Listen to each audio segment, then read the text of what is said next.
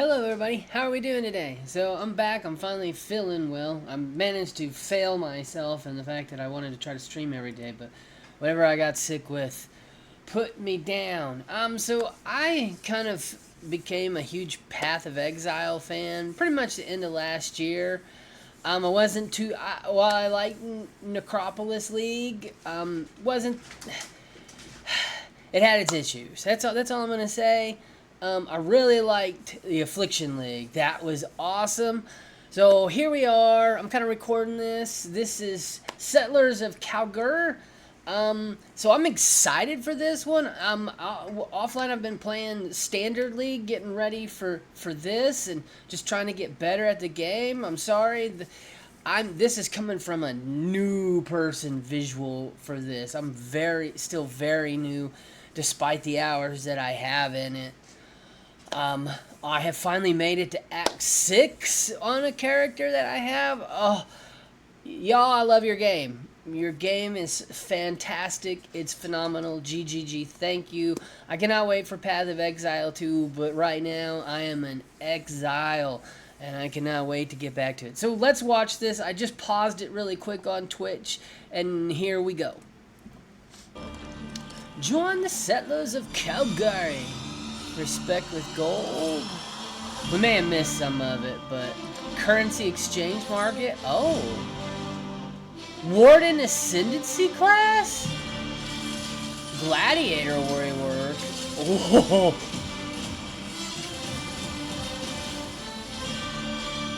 In-game improvements and much more. Play free on Musicals. Oh, July 26. Cannot get here quick enough for me. In Path of Exile Settlers of Kalguur, you will encounter some familiar faces from the Expedition League. Danig, Rog, Tujin, and Gwenin are Kalguuran people who are trying to establish trade between Rayclast You think we'll get a and new their act? homeland. I doubt it. They have recruited many curious characters from Rayclast, That'd be awesome if we got a new including some act, you may but- recognize, but are also seeking help of a powerful exile, like yourself. Whew. You I will gotta first start getting encounter some of Johan, these the King's Hand and Lionized Watch. MTXs. He's there recruiting workers, Think that's how you say it for traders, and microtransactions? exiles. Johan, under the command of the King of Kalguur, has been sent here to build a new city called King's March, which intends to become the hub of commerce between Rayclast and Kalguur. Oh, okay. Soon, he will bring you to the planned site for King's March, which you'll notice has humble beginnings as just a tavern in a field. But with your help, it won't stay like this for long. It takes a lot to build a town. The Kalguurans will ask you to seek out resources that can be used to begin construction.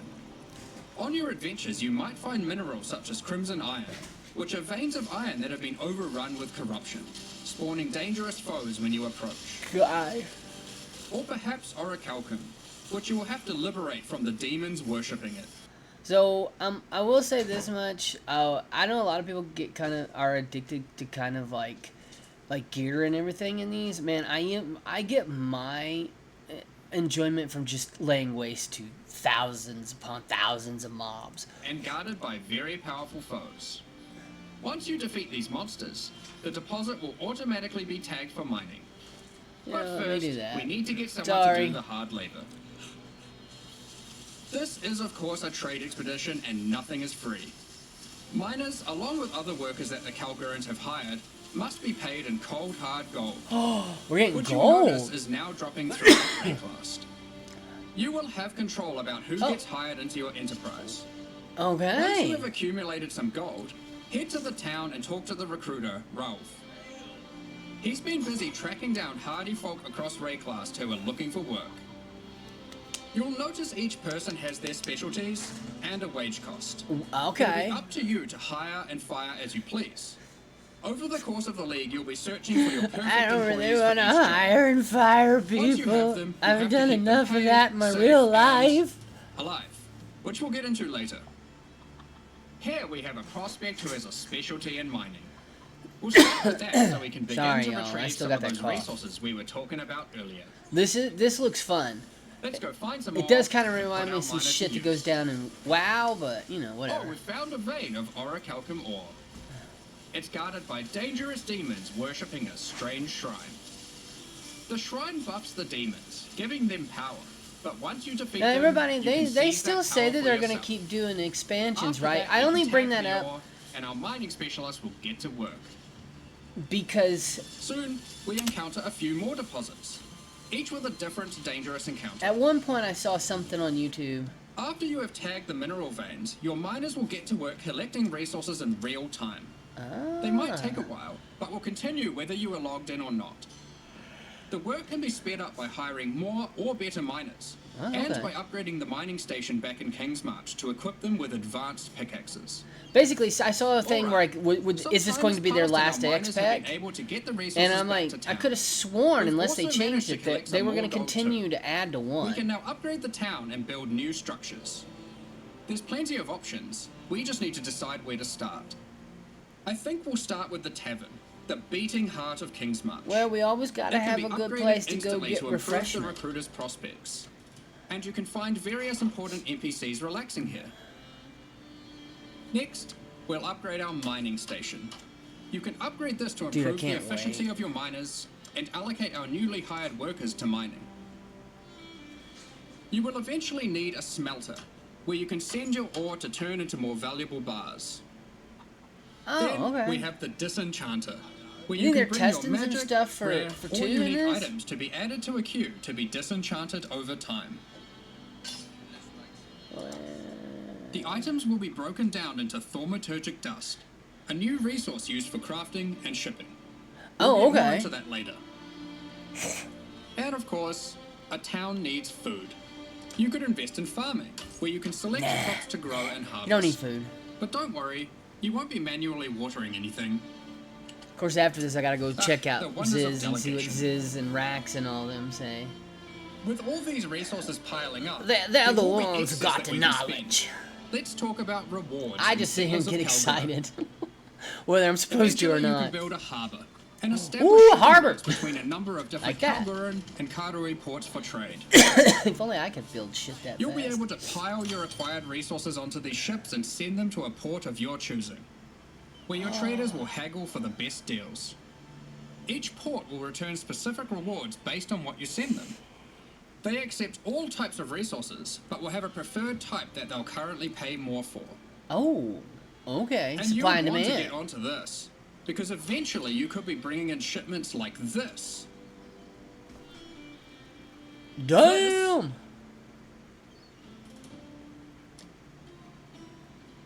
Or even this.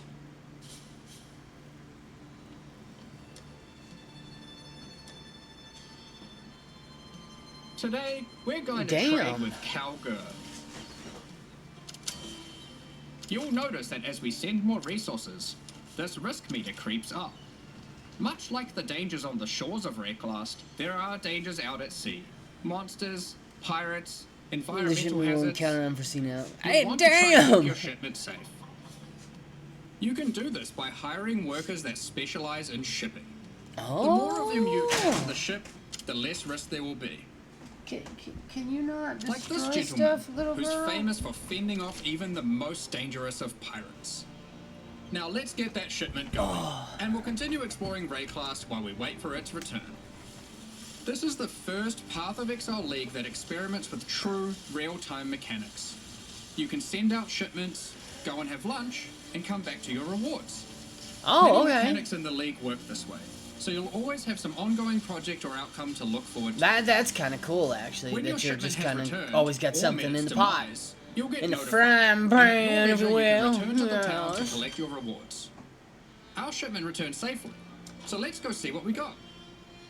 Oh, we got It some sends us a unique vampire item steaks here. alongside I our see. We got rewards, some vampire perhaps hoping to steaks. secure us as a loyal customer for the future. They're probably nails, but Aside from shipping, the Kalguurans are big on their technology.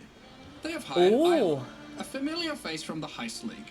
She is an engineer who the Kalguurans have employed for a very exciting purpose. You're not the only one who understands how profitable running maps can be. Once at endgame, Isla can help you build a series of Kalguuran modified map devices. You can then put a queue of maps Dude. into them. If you've hired a few skilled Atlas runners, they will put themselves to work running those maps for you one after another.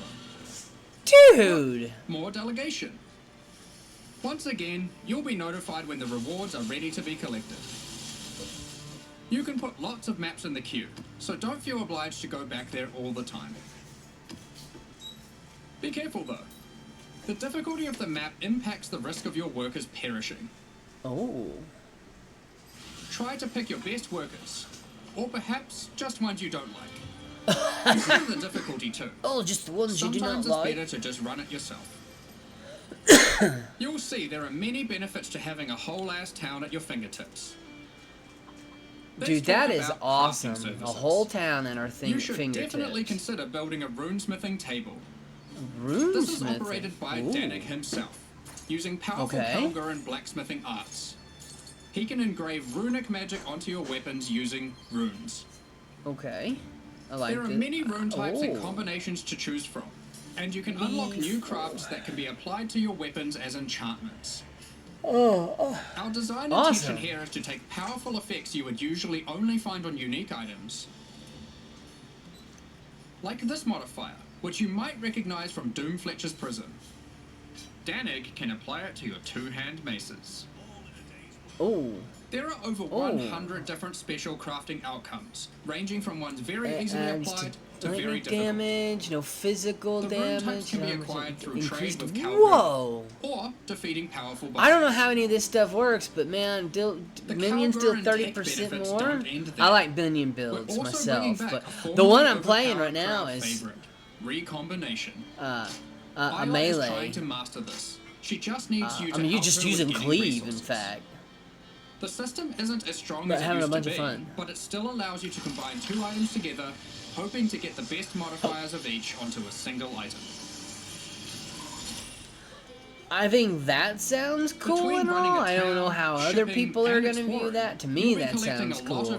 But I don't know how RNG and other stuff's going to play in that. Two huge new quality of life features I want that all we that are putting to treasure, test. please. Firstly, you can use gold to respec passive points. This is a feature from Path of Exile 2 that we've decided just makes sense to port back. The higher level you are, the more expensive it gets. And the next one is absolutely That's kind of I wonder how everybody's going to feel about that. The Kalgurans have recruited Being able to use gold to Another respec, NPC that's from going to the be high kind of school. cool, honestly. If He allows you you think to about it. asynchronously buy and sell currency and most other stackable items with other players Currency without the nuisance exchange. It's going to be of awesome. price fixes and people who never respond. All you need to do is select what currency I don't know. I you play want, solo self-found say and what you everything. have, Bye, son. and Have a your good ideal one. ratio. It works kinda like a real-life stock market. Oh, Fastest okay. will make the trade happen for you. So I don't long as know. there is I've someone never selling on the other end got far for the enough to same start rate or trading, less. so yeah. You'll be able to go back to blasting monsters. while I think I'm trusty getting hit Faustus with does an the dirty ad, work, so sorry about that. notifying you when your currency is ready for collection. All you need to do is pay him a small amount of gold for his time. Cards on the table. This is an experiment to see if this type of asynchronous trading has a place in future Path of Exile releases. Okay, well at least We're they're very kind of excited to see how they're it kind goes. of being upfront, saying, "Hey, we want to try this." Now, So at least we given know that that they Faustus is an are expert in basically black market experimenting trade with and something shady new in the deals, trade market. he also I provides hope another everybody that service, likes to trade and offering everything items that for has gold. fun. The items will generate black- random rarity, and on average, the modifiers on them are better than normal. Oh, Can be a very nice way to get nice. some targeted items during the So I'm campaign. kind of curious what y'all think For about serious gold, crafters, but it both can for be a in great starting here. point for making those elusive specific in-game items, which perhaps you could take to the runesmith. It looks like you can use it on the black market, It's worth noting and then it looks that like you we can can use it invite to Faustus to your respec. So I wonder how hideout, people where are going to he will feel always be about that. available for respecing, Me, as someone currency new, exchange, that sounds and black awesome. market items. As your town grows, it will attract more attention, good and bad. Oh, do we get to Settlers of defend our Kalguur town? features 3 endgame bosses that will close in on your operations. Okay, causing a piece of the okay. pie. Yeah, hell yeah. They might capture and ransom your workers, even your entire ships. Hey now! You have to make some tough decisions. Will you take them on, or pay them off? One example of a boss is Sasan, the Bandit Lord. You won't stumble across this boss by accident. Instead, this unsavory character can come into your town at night and take your Atlas runners hostage, holding them for Dude, ransom. what power is he What happens using next with is up to all the you. little lightning Perhaps bolts? you'll refuse to I don't know, I haven't negotiate with used bandits, everything yet. leading to a fight to defeat Sasan and rescue your workers. If you're not up for the heroics, you might just pay simply him pay the off. ransom in gold. Or perhaps these workers were especially disappointing, and you'll just leave them for dead in true Ray class fashion. They knew what they were signing up for, right? Hey, you know, they Of did. course, They knew what the hell they were might be saying. worth it for other reasons. These bosses can drop new unique items. Oh, guided town. In hill. sum, Settlers of Kalguur is a very experimental league with new mechanics that Now I wonder how change everybody's you gonna play feel, the because I think a core lot game. of people felt that they're going to We've get been their own sitting on a lot boat of and get these to ideas sail for a around. while and can't wait to share them with you. But there's a lot more to this expansion. Let's talk about balance. Yes. Well, we've I don't know finally anything about rebalanced balance, the but Gladiator. It's been a long time coming. Like before, there are passive skills that allow you to invest Gladiator in is bleeding duelist, and block. correct? We've I haven't designed done new many skills replacing some of the old ones. ascendancies. Like this, War of Attrition, which is very handy for long sustained boss fights. Further alongside the Gladiator theme, this new passive allows you to combine different weapon types while dual wielding to get a Damn. variety of powerful bonuses. For example, Oh, holding a dagger will give you more critical strike chance, while holding a mace gives you more area of effect. Oh, that's Of cool. course, you could just use Varanastra for all weapon type bonuses. And finally, we have a new notable which allows you to invest in the newly added Retaliation skills. These are active skills which require you to meet a certain condition in order to use them. Once you meet that condition, you can unleash devastation on your foes. Huh. Here we have Eviscerate, which requires you to have a shield. Or for those who like to dual wield, Sword Storm, which is great for obliterating bosses. Wow. Here we have the Divine Retribution skill. This one has the condition requiring you to block. You can then unleash a devastating spell, causing lightning bolts to strike the ground in an X shape around your target location, doing huge amounts of damage. And of course, in true Path of Exile fashion, there are many avenues to invest in these mechanics further on the passive tree and a new support gem. Okay, You they've are able added to some increase the leeway stuff. duration after meeting the condition, reduce the cooldowns, or just increase their damage. The world Sorry, that might be loud. I got it right by my The speakers. Gladiator wasn't the only ascendancy class we've changed. As we develop Path of Exile systems, we often find ourselves reusing mechanics, increasing their depth, and allowing more avenues to invest into them. Wasn't even thinking about As that. such, Hopefully you guys the can Raider still Ascendancy hear it class because I'm found itself recording lacking, this. I'm just gonna do with it. I'm many not of its streaming passives it. commonly available elsewhere. We want our ascendancy classes to always feel like they're pushing the boundaries, allowing you to change your character in ways that are meaningful and ideally unique. As a result, we've straight up removed the Raider, rest in peace, and we've added a new class in its place, the Warden. Oh, This okay. class is largely inspired by its predecessor from the Affliction League. With a few Okay. changes. Okay, The okay. Warden now focuses on elemental attacks. I don't know how changing people are behavior going of to feel shock, about losing one ascendancy and Warden replacing enhancing it. freeze, and replacing Ignite with Scorch. There's also a skill that allows you to go ballistic with your elemental damage, periodically. Ooh, okay. The I'm class actually also kind of grants excited for trying Fast, this.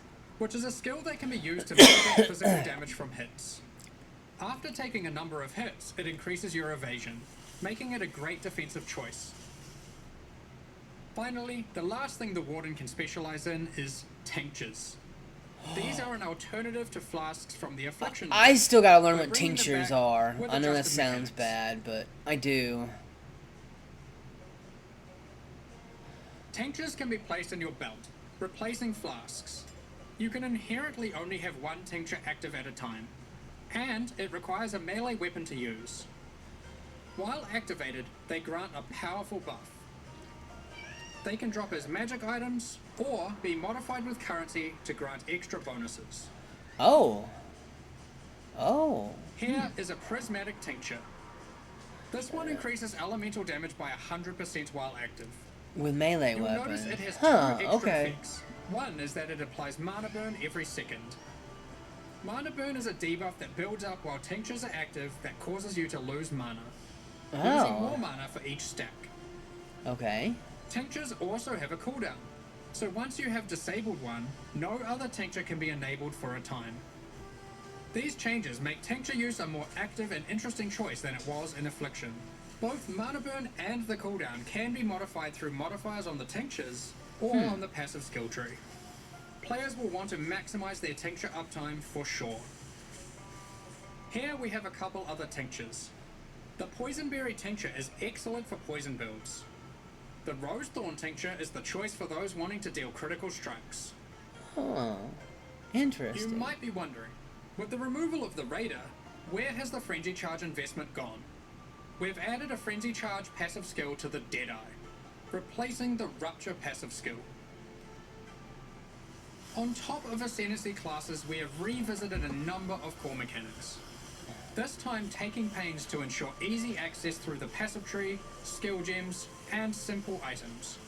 We don't want all the powerful mechanics to be hidden behind layers Man, of this is, complexity. yeah, I just love going in and Let's just rapid fire annihilating through the key mobs points. of enemies, If you want more man. detail later, you Damn, can read the patch and it's notes, just so much which fun will to be me. dropped after It's the one of the live stream. things, I just love the fast Be pace sure of to just let us know what you annihilating think. stuff. There's a I love lot trying of to, changes, I love so the be prepared for a builds bit and of then a trying to shock come the up with system. something crazy. I expect it will take several And days for the oh, dust to settle on this one. I really do enjoy this. Firstly, we've made some drastic alterations to melee skills. I kind of watched Wooly Let me and just played rip my this character Band-Aid off. alongside of him. Melee totem skill gems have And- been removed.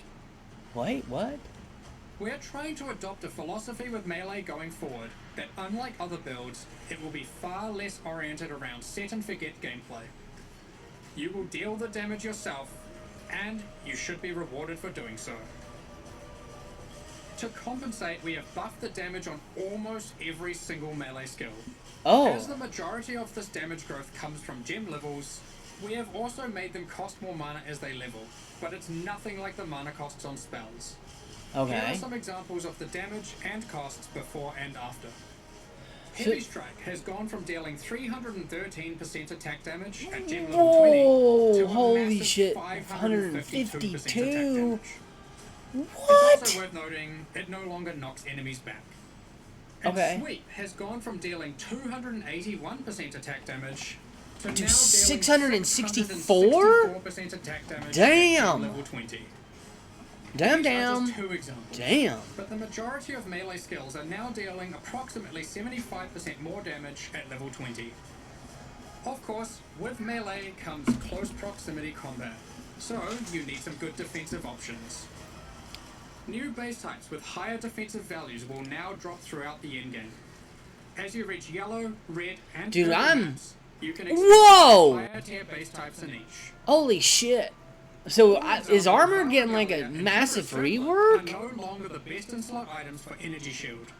There are new base types that surpass them.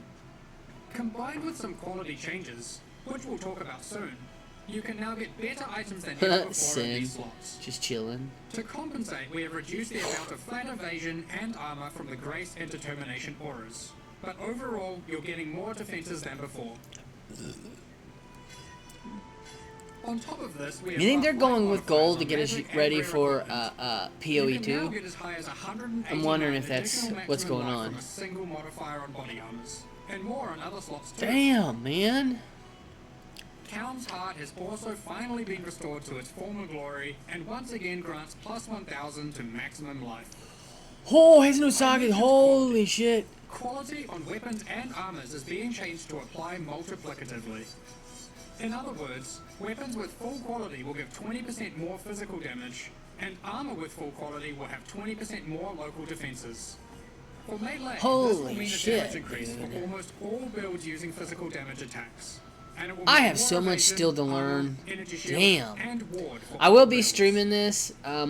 Endurance charges I know no I've broken longer from a grant few things. elemental I have no resistances, clue. I but hope me and instead the wife grant will be additional back elemental damage into reduction, WoW. I don't know. We making may it take a multiplicative break. with Me, resistances. I'm definitely You can now get 4% starting per Friday. charge, alongside the existing 4% physical damage reduction.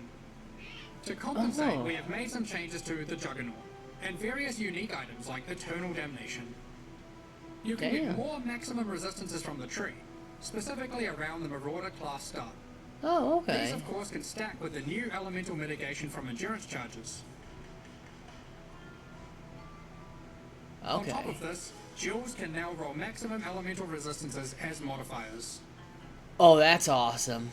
Since we're making elemental mitigation more accessible, we've heavily reduced accessibility to physical damage taken as chaos or elemental damage. Those stats are still around, but you should not expect to be getting full conversion anymore. Okay, I'm not sure what they mean by Have that. been buffed, so you can now more easily achieve block cap from just the passive tree. Okay. The Keystone Versatile Combatant has been improved to have less of a penalty to maximum block. Ooh. A number of Life Leech passives have been buffed to generally allow for more acquisition of maximum leech rate for life. Wow, okay. Vow Pact has been reinstated to its former glory for instant Life Leech, but only for melee. We've reworked Flesh and Stone. Previously, this buff skill granted Maim and Blind, depending on the stance of our character.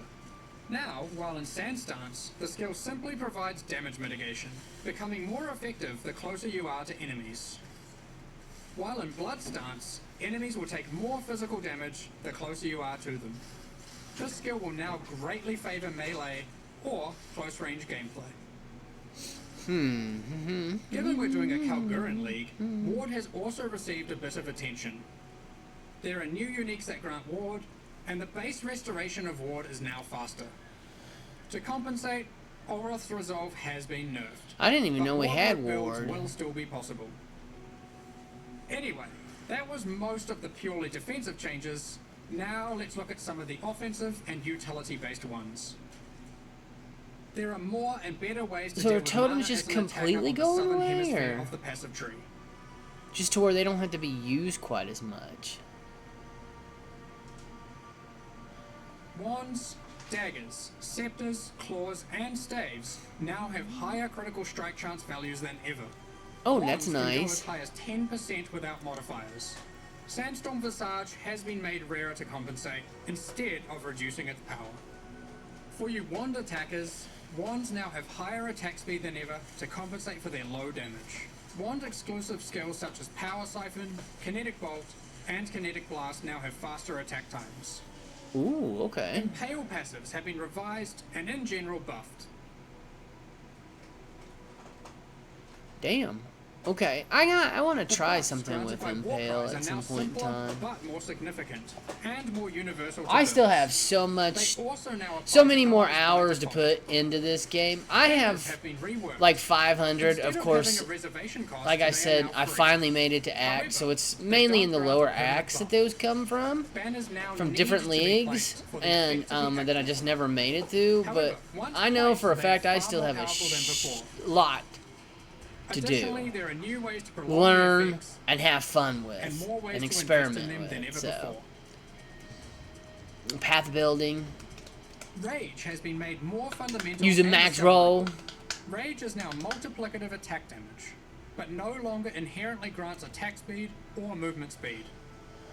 It has a new cap, and you can find many new passive clusters that allow you to invest into the mechanic. It's too bad they don't ever goal is add to make any Rage more classes. powerful as a It would have baseline, been kind of and cool, less but I don't know gated by the how. use of specific unique That may items be a and ascendancy lot. classes. Plus, when you think about this Berserk has been passive nerfed, skill just so tree, you're aware. they probably just really We've could not changed how add bleed one works too. in. You can now find aggravated bleed on the passive tree.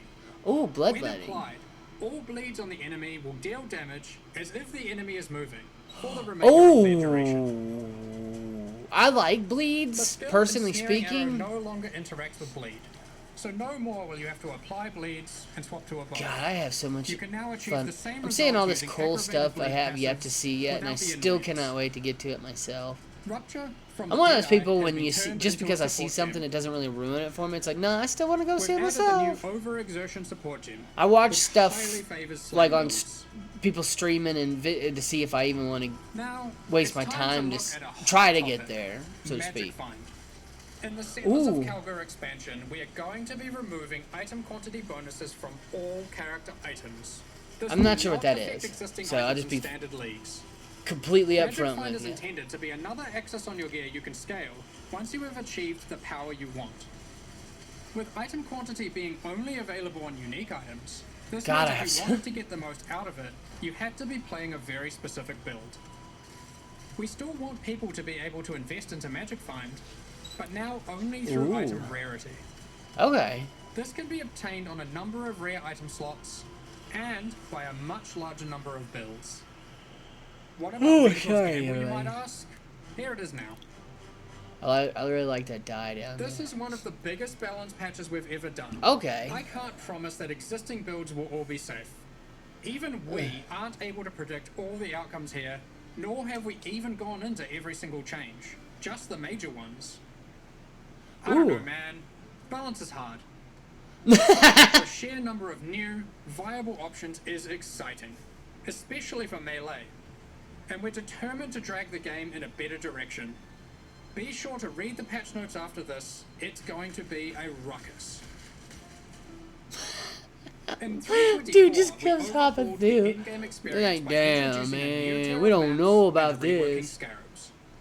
In-game content improvements and changes, okay? Introduce more exciting in-game content every league. 325 is no exception. Let's check out the myriad of changes coming in Settlers of Kalguur. Yes. First up, we are changing mini scarabs. I still gotta figure out what these are for. Getting lost in the weeds, but here's a few new ones. Be sure to check out the patch notes after this for more detail. We've also added an additional map device. Well, being sick, I've been watching a lot of PoE stuff. I don't know what happened. I was off enjoying Maple World, and then I think an old video just popped up while I was just laying there playing something, and then I was just like, okay. And the next morning, I played, and the past over the from Monday to today, I put 15 out, almost 15 hours a day into the game. I was having so much fun. Looking forward to logging in. PoE does that. I have a hard time even leaving PoE. In Tier 16 maps, it's just so damn good. Additional feature where you can scry a map. I just wish my brain would cooperate with me and go, dude, play this character, and then we'll go make another one. I gotta figure out what these cards are for, too. If you want to undo your choice, and can I ask, does the game do a decent job of teaching me how to do this? Otherwise, I need a video.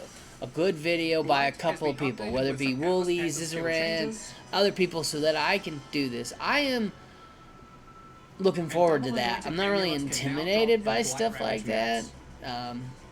We've also introduced a new type of oil. I think because of my blighted and blight ravaged maps. Ooh, okay. Ritual has also been updated. I gotta get to this stuff. One new and many reworked base types, new unique items,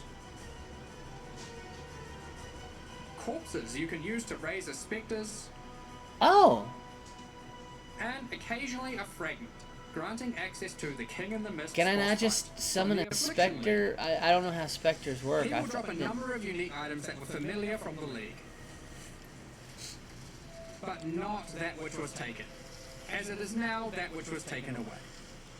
Yeah. That's all that gold. He now drops a different modular jewel that you might recognize from the Necropolis League. Okay. In Tier 16 and Tier 17 maps, you can now encounter the Wildwood, also from the Affliction League. Okay, I love the Wildwood. The Wildwood is a mysterious forest fraught with danger. In the darkness, you will find magical wisps yearning for freedom. Upon releasing them, they will empower the monsters in your map, promising more danger but more rewards. Awesome. I really loved Affliction League. God, I loved Affliction League. I played the hell out of that. They work in a similar almost way every to day. They aren't items, but you can click on them and then they can be activated in that area at any time of your choosing. Upon activation, they will buff monsters around you, increasing their difficulty and rewards. Yes, please. And here's one for those who like to live dangerously. Oh, that'd be me. You may occasionally find even though I don't do it on purpose. From the Kalguur League. Oh. It has two outcomes. It could drop a jewelry item with randomly enhanced or inverted modifier values, or it can give a reflecting mist item, which can be used on an existing piece of jewelry to perform the same action at a time of your choosing. Okay. I'm personally not sure what's going on there, but we'll figure it out. The first 15 most boring waves of the simulacrum and I'm so rebalancing its rewards to improve the chances of finding unique jewels. appreciative of people who know this game so I can learn from them and watch videos.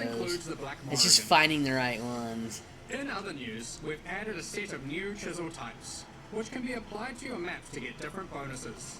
While the cartographer's chisel still increases item quantity, there are new ones that now increase rarity, pack size, increased chance for currency items, divination cards, and scarabs.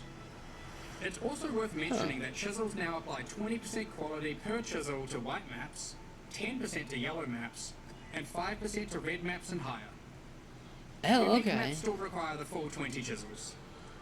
Also, only one type of chisel can be applied to a map Cursed with at a temporal time. change. Unique bosses are possessed. Oh, okay. During Oh, okay. 3.24, we made a change to Interesting. tier 70 maps that allowed them to be rerolled with chaos orbs.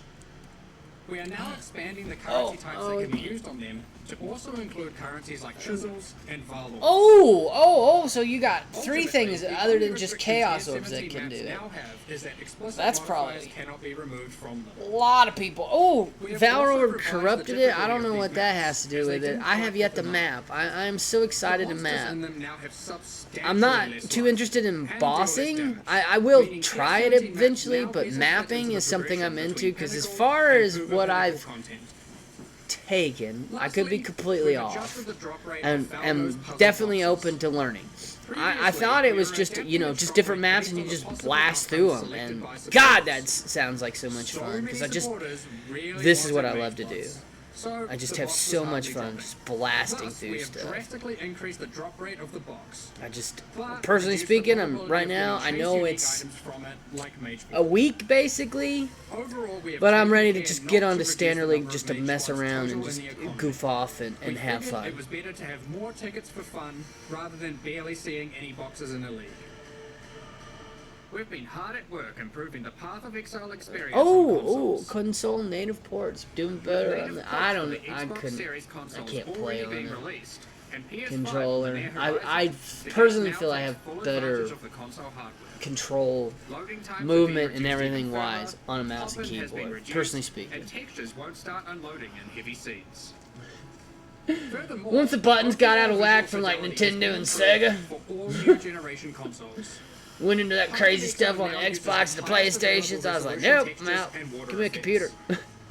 Which, if you think about it, your keyboard. Algorithm that improves the crispness of dynamic resolution with an additional anti-aliasing pass on top of Look at that. all the spiders. With these upgrades, we also support variable refresh rate TVs and monitors on PlayStation 5 and on all Xbox Nice. consoles. In Nice. the options, players can now choose which aspect of visual fidelity they want to focus on. Okay. Resolution, image quality, or target frame rate. Oh, In sweet. 3.24, we added some new encounters and secrets to the campaign. In Settlers of Kalguur, we're adding even more. Oh, we are I'm not gonna getting spoil them all campaign here, improvements. But keep Awesome. an eye out for anything unfamiliar on your adventures. Who Oh, knows what you'll find? I mean, I know, but still. There's an underground bunker underneath the refinery, guarded by powerful robots. I wonder What? what's been hidden away here. How do I unlock this mysterious door? What riches must lay inside? Blighted growths have appeared in the gardens and sewers of San. A vault containing riches can be found in the reliquary. As you damn. might have seen in our teasers, Ooh, there's a quality of slew life quality features. of life features we've been Awesome. working on. Here's a quick summary. What we got? You'll What we no got? longer need to interact with waypoints to unlock them. You can just walk by and they'll activate automatically. When using keyboard and mouse, Thank you, you'll thank be able you. to pick up items from further away. Oh, We're adding nice. static life bars to some bosses. Not all bosses will have them just yet, but we'll be adding more over time. What's a static You life can now bar, see y'all? which divination cards drop in each I map honestly by don't know. hovering over them on your atlas. Nice. When you die, you can now resurrect without having to reactivate all your reservation effects, like auras and heralds. You can start harvest encounters Thank with you. just a single action. The amount of quality provided by currency items like whetstones is now based on the item level, rather than item rarity. Those currencies now apply a 20% quality to very low-level items, with that amount reducing as the item level increases. Next up, we're going to be talking about our new League supporter packs. Oh, one day I'm hoping to actually get a supporter pack. We're launching 2 new series of supporter packs, the Paladin and Penance packs. Oh. Each tier contains the pack's full face value in points, Damn it. alongside several Whatever you do, microtransactions. Please make sure that the Paladin pack is not awesome. The duration of the Settlers of Kalguur League, otherwise, I'm gonna cry because it may take some time. The microtransactions in these packs are purely cosmetic and do not affect your character's power or progression in any way. Yeah, it does, because it looks awesome, and so it makes you play more. Exclusive microtransactions. I'm kidding. Well, adorn your weapon or shield with the Paladin weapon effect. Make a show of leveling up with the Harpy Flyover level up effect. Equipping the Divine Paladin armor set will periodically cause slain enemies to be consecrated and laid to rest. That does look awesome. Also comes with a matching Never mind. Now I have to have it. Now I have to have it. Damn it! The radiant glow or not, you pick. The Divine Judgment finisher effect locks onto unique enemies before obliterating them with a laser from the heavens. May your critical hits resonate across Rayclast with the Cleric's Bell back attachment. I almost just want that so I know when I have a critical fucking hit. To spend a day at the races in the Vasteri Racecourse hideout. Okay, that is actually pretty damn cool. Them against each other. Or you could just spectate from the sidelines. Oh, I was gonna put money on red. The Penance Pack series also has 6 exclusive microtransactions. With the Penance back attachment equipped, a repentant soul is changed and lashed with lightning. That's pretty awesome. Place none other than the Trial Master in your hideout, and have him comment on your chaos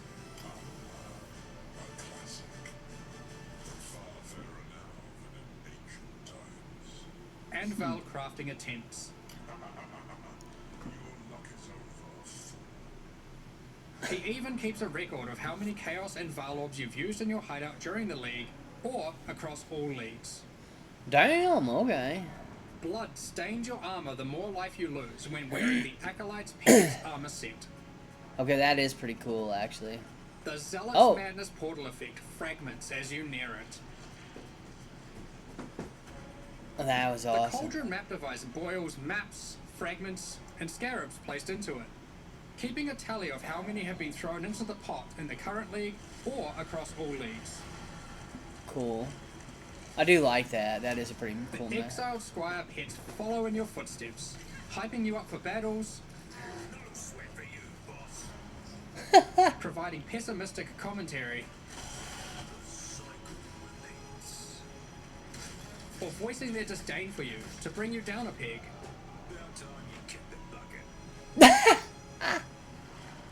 These packs are now available for purchase on both PC and console. Awesome. And will remain so during Path of Exile. Awesome. Meanwhile, the Solar and Eldritch packs leave the store forever at the launch of Settlers of Kalguur League. So now's your last chance to purchase them. Thank you so much for your ongoing support. Now, we have one more thing to announce before getting into the Q&A. We are soon going to be running a small closed beta test for Path of Exile 2.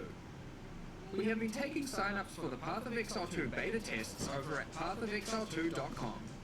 We will only be selecting a very limited number of people for this first test, but if you want to make sure that you are considered, then head over to the website and register your email address now. We're just about to start the Q&A with ZD. Ziggity! Hell yeah! Path of Exile Settlers of Kalguur's full patch notes.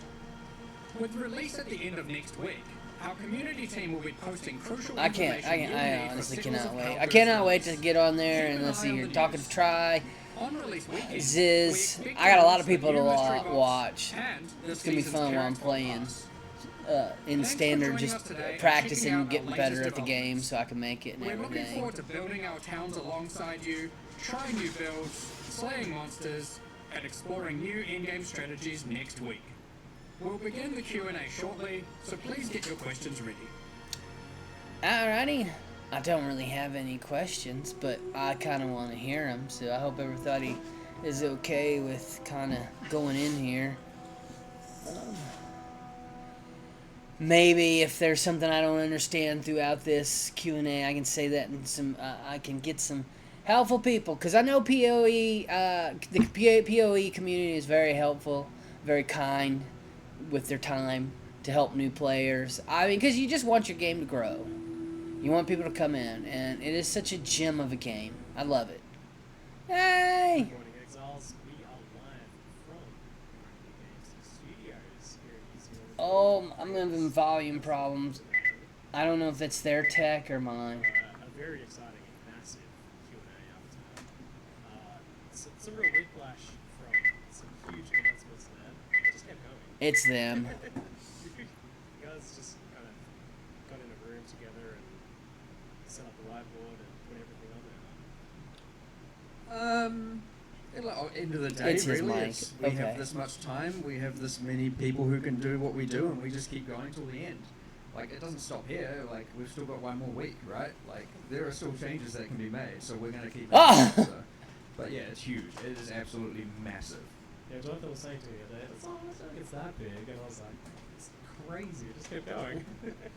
Yeah, I mean, I guess from my perspective, I kind of look at this and I'm like, okay, Jonathan Moore and Here Siggy! we too. It seems small, but yeah, when you actually think about it, it's like, yeah, it's pretty nuts.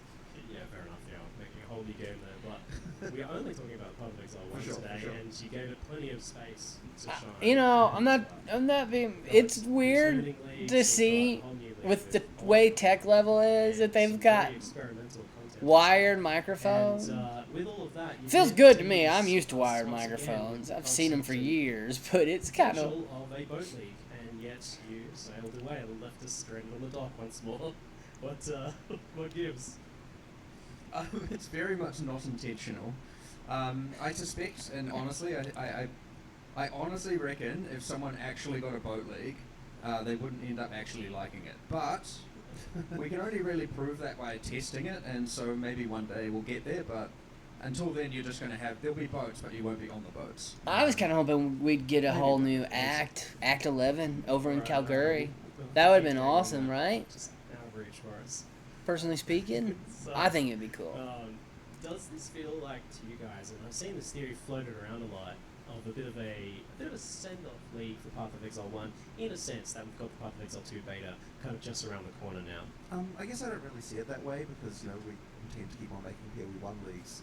Okay. We're gonna, Never mind, Jonathan, like, answer that question. It really is just, you know, the standard lead cycle, you know. It is hard as a studio making two things at the same time, for sure. But, you know, that's something we just have to sort of get used to. And yeah, we certainly wouldn't want people to think, oh yeah, it's like... I want one of it's those PoE 1 hoodies league or one something day. Like that, right? It's definitely not the case. You know, like we're going to be continuing to make... I would wear it till it fell the hell off of You should me. expect to see things of this size in the future as well. So, Settlers of Kalguur, it adds gold, and I think we should touch on that and the whole currency exchange thing first. So Yes. It's obviously using gold for its features, its progression with the workers and upgrading buildings and things like that. But also And experimentation respecking, with baby. features Hell and yeah. prospects and a trading fee for the new currency exchange. Huge announcement there. Oh, whatever. so those that have been Hi, following Thea. will be How are familiar you, with the concept of sweetie? gold and why that's a How's thing that- that you oh, might add to the game how that about it, it's kitty? not had gold for Why so you long. looking at me But like could you that, Miss explain Artemis? What is the This is- idea behind gold?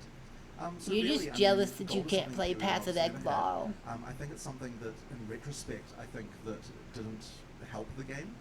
The important thing with gold is that it's not used as a trading currency. Like, gold needs to be something that is Uh-oh. Let me like it's see. bound to the individual character, and that means what it effectively is a measure of how much actual play that you've done, right? Since you can't trade it between players. And that means that it actually ends up being a perfect currency to be able to do something like gate player-to-player trade with an automated system like that, because you know, in order to be able to you can't just sit there flipping all day. You actually have to be able to go and play the game as well, and that sort of prevents the kind of crazy inflation that you can get with other automated, auction house type systems that you see in other action RPGs, or at least that's the theory. But the thing is that we have to test this stuff, and this is the reason why we're really keen to do it as a league mechanic to start with, to sort of see, like, is it going to work? Is the economy going to go weird?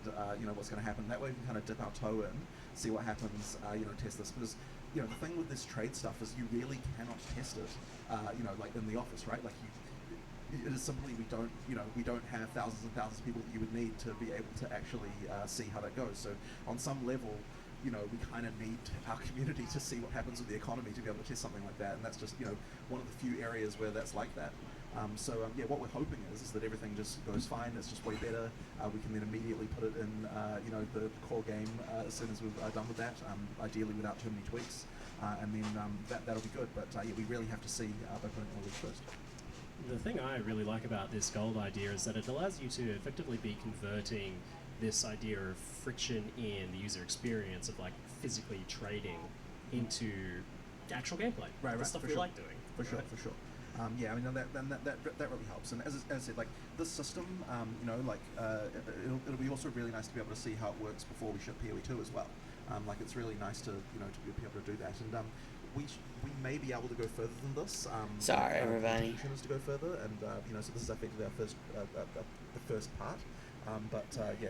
I don't know if you know. What there is also one thing about this, and just because it maybe wasn't clear, is that despite being in the league, gold is just dropping as items from killing everything in the game. You kill monsters, you play the game, you're getting gold. You don't actually need to engage with the league to use the gambling, use the everybody, or use the currency exchange. So despite being in the league, and the gold is only dropping in the league due to us being more experimental with it and seeing how it goes, if you don't like the league's mechanics, it's not like those are gated behind that as well. I just wanted to clarify that just in case anyone was like, thinking, I don't want to... you can just invite Faustus into your hideout and then just use him for that, and that can be the only thing to do if you want. So all that currency exchange, the item gambling and stuff is all like fully accessible, even if you basically don't do any of the other stuff. Yeah. That's awesome. Of course, if it is successful, it can port into the core game very easily. You just turn gold drops on, put Faustus in, done. I mean, there's a little bit more than that, but that's generally the summary of it. It doesn't have to come. Hey guys, Jonathan's doing PoE 2, and Mark's still working on so do you PoE 1, right? That's likely to stick around then, and that's I'm pretty sure that's how it is. I'm sure Jonathan works on both, but I think turning gold on and seeing how this works with all of us who are playing and planning on playing with PoE 2 is going to be really good. Probabilities are high, and I suspect also no one's going to let us remove it, right? So let's be realistic here. It would have to go horrifically wrong for everyone to be like, okay, you were right, don't do this. I can't imagine. So there's also this gambling thing with Faustus where you can buy these unundead items, and actually look pretty powerful from what I saw. Like the items it was producing were like those really well. I can't wait. What's the idea behind the gold-based gambles? Why is that a part of it? Ultimately, it's a sink. You don't want gold to just be accumulated forever.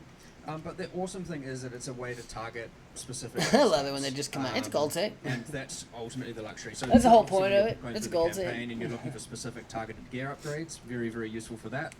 And it's, as you get higher and higher level, I guess as you upgrade your tavern, I guess technically sort of, but also as you just get higher level, it upgrades... the modifier tier rating, which was a term some people might not know, but it was used in the Necropolis League, which effectively cuts off the bottom. I'm excited to try melee, tiers that can generate. So the items by endgame will be generating with a minimum tier higher than something, and thus they are pretty powerful items. I can't wait. There's quite a lot of changes in this league around the idea of how can we make rares more viable. The next, quite a lot of the balance things are actually around this idea. And that extends to things like, adding more base types higher up and so on, to make sure that there's... Y'all think, are you all more excited for Spiritborn and Diablo 4 X-Pack? I'm not even worried about it, I'm not even paying money on it. Or are you more ready for this? I mean, I know we've got a while until Diablo 4's X-Pack comes out, but I'm not even wasting the money on it. Problem as well. I'll be playing this. Sort of needs, but you have to be tied to specific units. Hell, I didn't even Like, for sure. play the second So cycle yeah, of if you want Last to remove Epoch. barriers that, There's allow just you so to much to progress, PoE that that opens up for more different build appeals types, to me across the board of all the other games that I just that's, want to play It's PoE. just not one of those things that kind of affects that. Even WoW So with that and being an attractive Maple Story and all that expenditure stuff. of Sorry to my dollars, Maple Story how crowd. much do It's you just want I players just to be enjoy able to PoE trade currency more. freely I'm with not other sure this very other than fast and blasting and basic everything. It's just my currency thing. exchange system. Like, obviously, gold is your ability to control how much of that's happening in terms of volume. How liquid do you want any currency or drop to be? So for currency in particular, we're fine with like a very high amount of liquidity. Later on, we'll talk about how important we're going to be doing asynchronous trade for items as well. For that, we need to have a bit less liquidity. The reason why is because currency can sync itself. Like there's its own currency sync, so effectively that means that True. we don't have to like worry too much about fast trade there. Like the relative value should establish and everything should be okay. And it shouldn't matter too much about that being highly liquid. That said, there is still a gold price to do it because we got people literally just sitting there just doing only that forever. But this is something that we don't want. It certainly should feel like if you're just playing regularly, that you can get all the currency you want from the trade market and you don't feel restricted by the gold price. I'll be right back, y'all. I'll let you guys sit here with. Of course, it is still meant to have high friction early game. You don't want to demean the leveling experience and the new play experience where they think the right answer is to go and just trade all of the stuff away. You want it to be that you're more finding items there and getting things organically, and only later in the game does it become. So the gold prices late in the game are like not a roadblock at all. The gold prices early in the game are a roadblock. So it's kind of preventing that early game kind of issue. Yeah, because you want an alc when you're leveling your first character You to do. feel like an alc. Yeah, exactly. Not to be like, Yeah, oh, you this don't should be chaos. Yeah, exactly. Yeah, okay. That honestly sounds like a relief that you're not worried about that sort of thing too much, because Right. that kind of incentive to forward currency and expendable for leveling is always a result. Right. This feels like a bit of a momentous occasion, the currency exchange. Because you've had this whole system of like the currency that sets itself for so long, and now Alright, finally I'll blending come that back. with gold and this system. Yeah, for sure. I mean, it's also just a mental block as well, right? It's like, how can you add gold to PoE? It's like, no, it's just one of those. It's one of those things. So This was one of the key components that was part of like designing the league. It was Oh, interesting. largely like how Very we interesting. started from that point. Because again, when you ask most people in the office, most players in the office, and outside the office, what is the like number one problem with Path of Exile? Is in what experience gives them the most negative reaction? Sure. It's often trade. Yeah. And especially, and I can't remember if it was last league or the league before, and I was trying to buy. What was I trying to buy on the currency? It was like one of the catalysts. I was like, okay, I just need a catalyst up my rings and ammo. Oh man. And you know, you get 100 people on the trade website. Yep. I just went spam. Uh-huh. I got 100 people. Guess how many replied? Zero. Zero people replied to me. Now, I know you're meant to scroll down because all the top people are just bad actors. And then it's like, okay, I actually got to a point where I was like, okay, genuinely no one replied. And then so I was just like on Discord, I was like, yo, I need some help buying these things. Can everyone just start messaging everyone trying to get these catalysts for me, please? And so yes, it is actually one of, or was hopefully to be no longer soon, the most frustrating experience you can have as a player in It game. was something else. And, This will be. yes, This will hopefully be so really good for when the we're trade designing the league, players. We're like, okay, if this is the number one problem, how are we not taking some sort of stride to solve it? And so that's kind of where, well, it almost acted as the basis of how can we build something around that. Because then it's gold, and it's like, what can you do with gold? And then we just extrapolated from there into all kinds of things. So I want to learn as much as yeah, I can about this game, so I'm about to just go that a stick lot my of what we're nose developing into now it. is coming from a how can we solve Do it the actual old problems school way, first, as back opposed in to the just, well, not as well early as, or as opposed to entirely 90s in actual general content, and stuff early and 2000s, where you that's just something went in, and I if feel you like wanted to a lot learn of your what's going on game, in this patch you is with grinded that on it, philosophy and you as opposed to played it, just, and you here's learned cool it. stuff, And it's solving problems and adding cool stuff at the same time. And while all this stuff is still there, doing the thing we do and being it like, could be "This done. is awful, And just I like think you I'm said." I'm gonna put my nose to the grind, and that's all I want to play.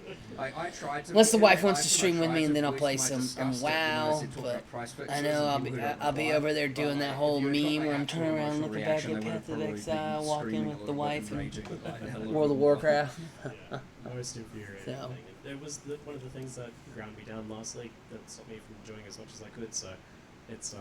Lastly, using it guys, for I games loved like your the concept for characters it. and stuff recently as well, Just so needed to add more something about so that people later. didn't But, have to do the one currency exchange piece, and I includes think it would have fragments, done. scarabs, anything that's homogenized. Well, That's but correct. So I don't know. anything For that, me, so obviously it can't work with things like I maps and loved- so on, 'cause they don't, they're not all identical.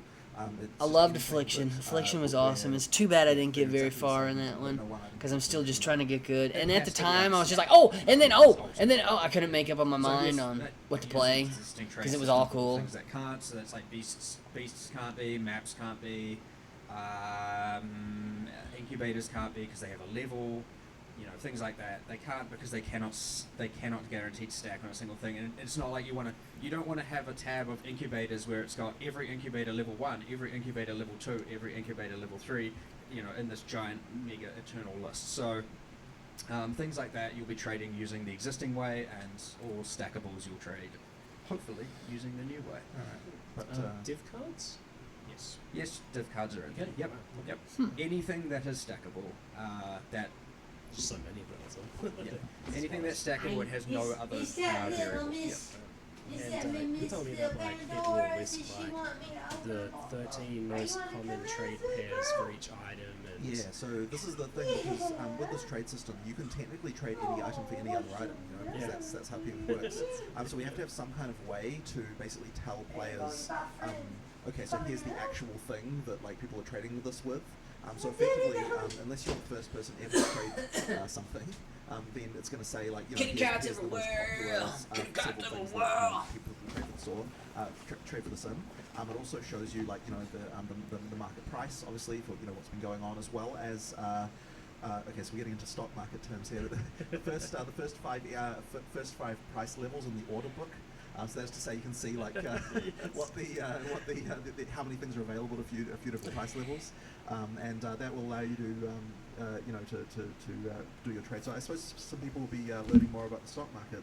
Do pretty you soon. think with their changes to trade, I guess we'll have that- and it would something- probably be a little bit longer, they're not going to be able to do it in 3 months. They might be able to, but I say they probably can't do it in 3 months because of how established the game is. Do you think they're about to? I know they liked what Last Epoch did. Do you? And I know that they want to implement something like that in PoE 2. Do you think they're going to eventually attempt to try to do something like that in PoE 1? And this is their starting of that. And if it works, then they improve upon any it. trade you do, where you've got like, I'm buying this, I'm selling this, someone else has entered a trade on the other end, and I'm selling this, I'm buying that. and the prices are also by players. Yeah, That's what you guys are setting that stuff. exactly. There's a few other things I'll just mention as well that are adjacent, or that got implemented as a result. So like, when you're adding them, it will pull from your stashes. It won't. You don't So have to good. move everything to your inventory first and then do it. So you can, because if people might be wondering, okay, if I want to sell or trade away 5,000 chaos or some number of chaos that won't fit in their inventory, as long as it's in their stash, you can do it. You can do up to Amazing. 65,000 of a given currency in a single Wow.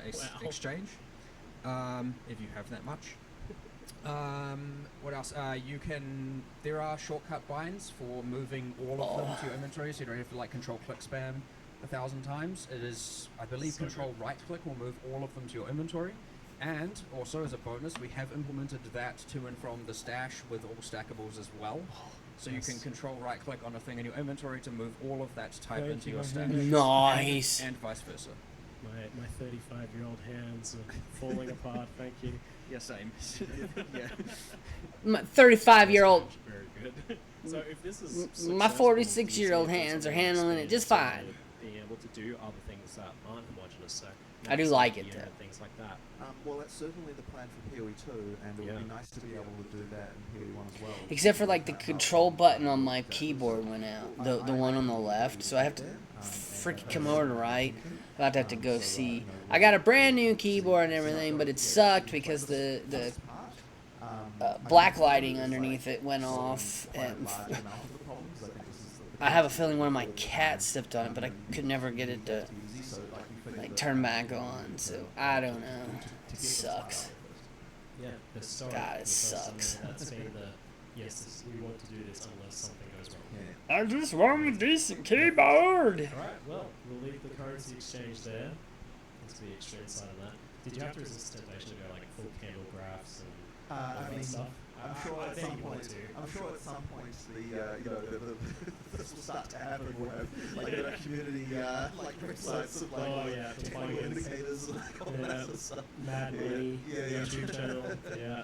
It is worth noting Oh, also hi, that Currency Day, I will buddy. be posting a video on Here's Monday, just for Mr. anyone who's Loki. unclear, or Monday or Tuesday Hi, usually. Mr. Just Loki. for, Mr. when Thor. unclear works. It's a little bit of like currency market for dummies kind of thing. It just goes over the basics and hopefully, What you improve doing? the feedback on UX if they see anything that wants to change. What are or you if it's doing? just What? Better understanding of how to use it.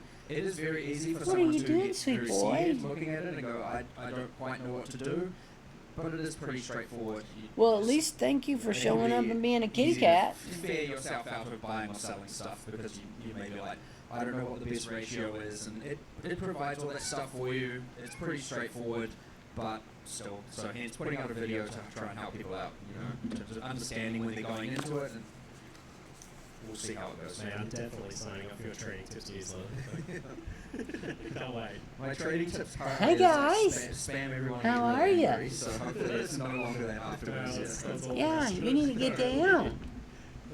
Excellent. So returning to Settlers of Kalguur, how did this very cozy concept for Settlers come about in this town building thing? Well, I know what you pitched me on first was Power. Go on. Yeah. That was the first pitch I remember your initial response. I think was, well, hold on, that could mean many things. Does that mean we have guns? And I was like, well, maybe. One of the things. Yeah, so kind of like, It'd be cool if Mr. Mercenary could come over, but for PoE2, still Mercenary. I'd love to have a freaking automatic crossbow, just a knife. Oh, I can't wait. It was pretty crazy. So it kind of got put into a more sort of like PoE applicable like way. But yeah, that was the initial one. Yeah. I don't know if you've got a. Yeah, it was coming from, again, the philosophy of wanting to solve problems. So I wrote down all the problems, and I was like, how can we solve all these problems? And it was like, well, if you had an NPC for each, and then it's like an NPC, well, that would mean a town for each, and then you want to make Most some game people mechanic off out right of it, so you have some now, or level at of automation and stuff like that. break, And or yes, you there was see a very, some very, very working, long but you list of see a stuff. lot. And we ended up just refining it down to like, here are the actual important things that we can do and want to do. But yeah, and then obviously how the rest of it came about, the coziness and using Kalguur and all of that stuff, ultimately just comes from the fact that it's like, well, one thing that takes a long time in development, like a very, very long time, is art, right? It takes a long time. You got your concept, you got research, you got all the way through to the actual modeling and everything. It is a long process. So all of a sudden, when you can be like, well, we've got all this art from this other game here. Andy? Yeah. So Carl, we actually thought it would be pretty cool, basically, because in Act 4 and PoE 2, we've got this whole thing of like the Kalguur and making a settlement on Rayclast. We thought it would be just cool to sort of tell that story of how that happened. Stuff like that. It would be quite nice to do that. That's kind of ended up how that being. But the thing that we got there came after the initial concept that we want to make some kind of settlement town thing. And we're like, okay, what can we do with that? And then we realized, hey, You know, for PoE1, we obviously were getting. Connected up and kind of have Sorry. It certainly feels like increasing the Exiled. scope of the world a little bit because But in This PoE2, we're about to be decent hung, civilization so it's together almost with like all they're those bringing guys on back and those are execution. people who have not Huh. been involved in the storyline of PoE1, so this is a new expansion there. Sure. I mean, they always sort of technically existed. Like there was law Yeah. written for that when we did the previous expansion with the expedition. But like in PoE 2, we kind of expanded on that because we had that location and everything. So that just meant that we've got the stuff, and I think it adds a little bit to the flavour to have to do this. So. Yeah, it is very, very rare for us to talk about or go outside of Rayclast ever. Yeah, there's presumably a whole world out there. That There is. Too much about it, right? It's not just like here's a planet of water with this like tiny little island, right? Like, The starless planets. you know. So all just one thing. what we're saying is boat league is possible. You know, it's not like it's Places just like land to go, everywhere. confirmed, Damn, that was a right? good. I could have used that as an excuse for no boat league. Was to have no. There's no Aside from this boats little bit of going, water, yeah. there's just land. Yeah. The rest of it, yeah.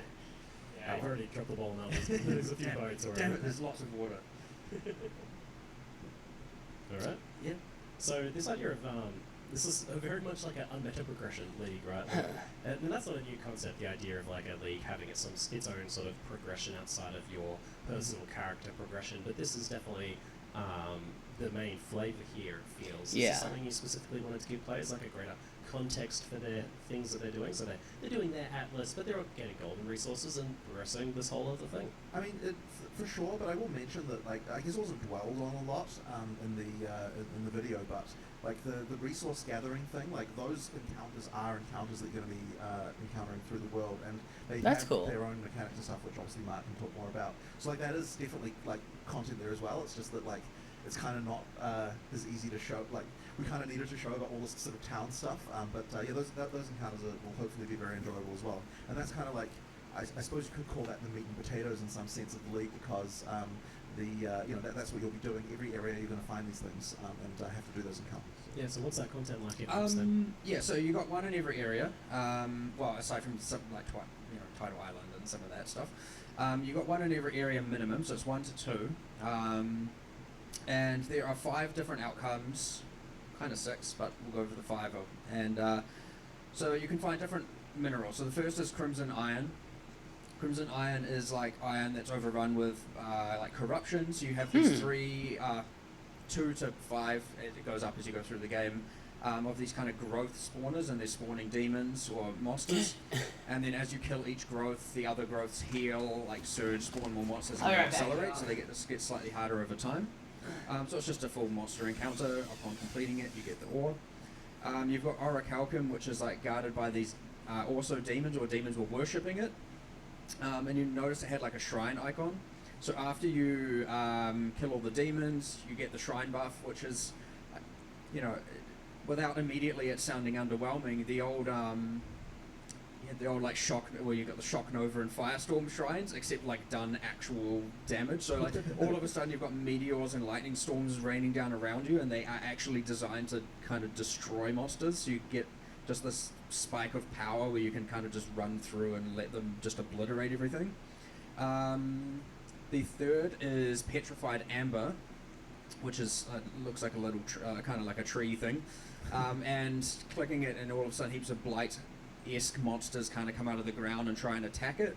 And it's almost like the old Aurion missions from way back, where you just have to protect this tree from the blighted monsters.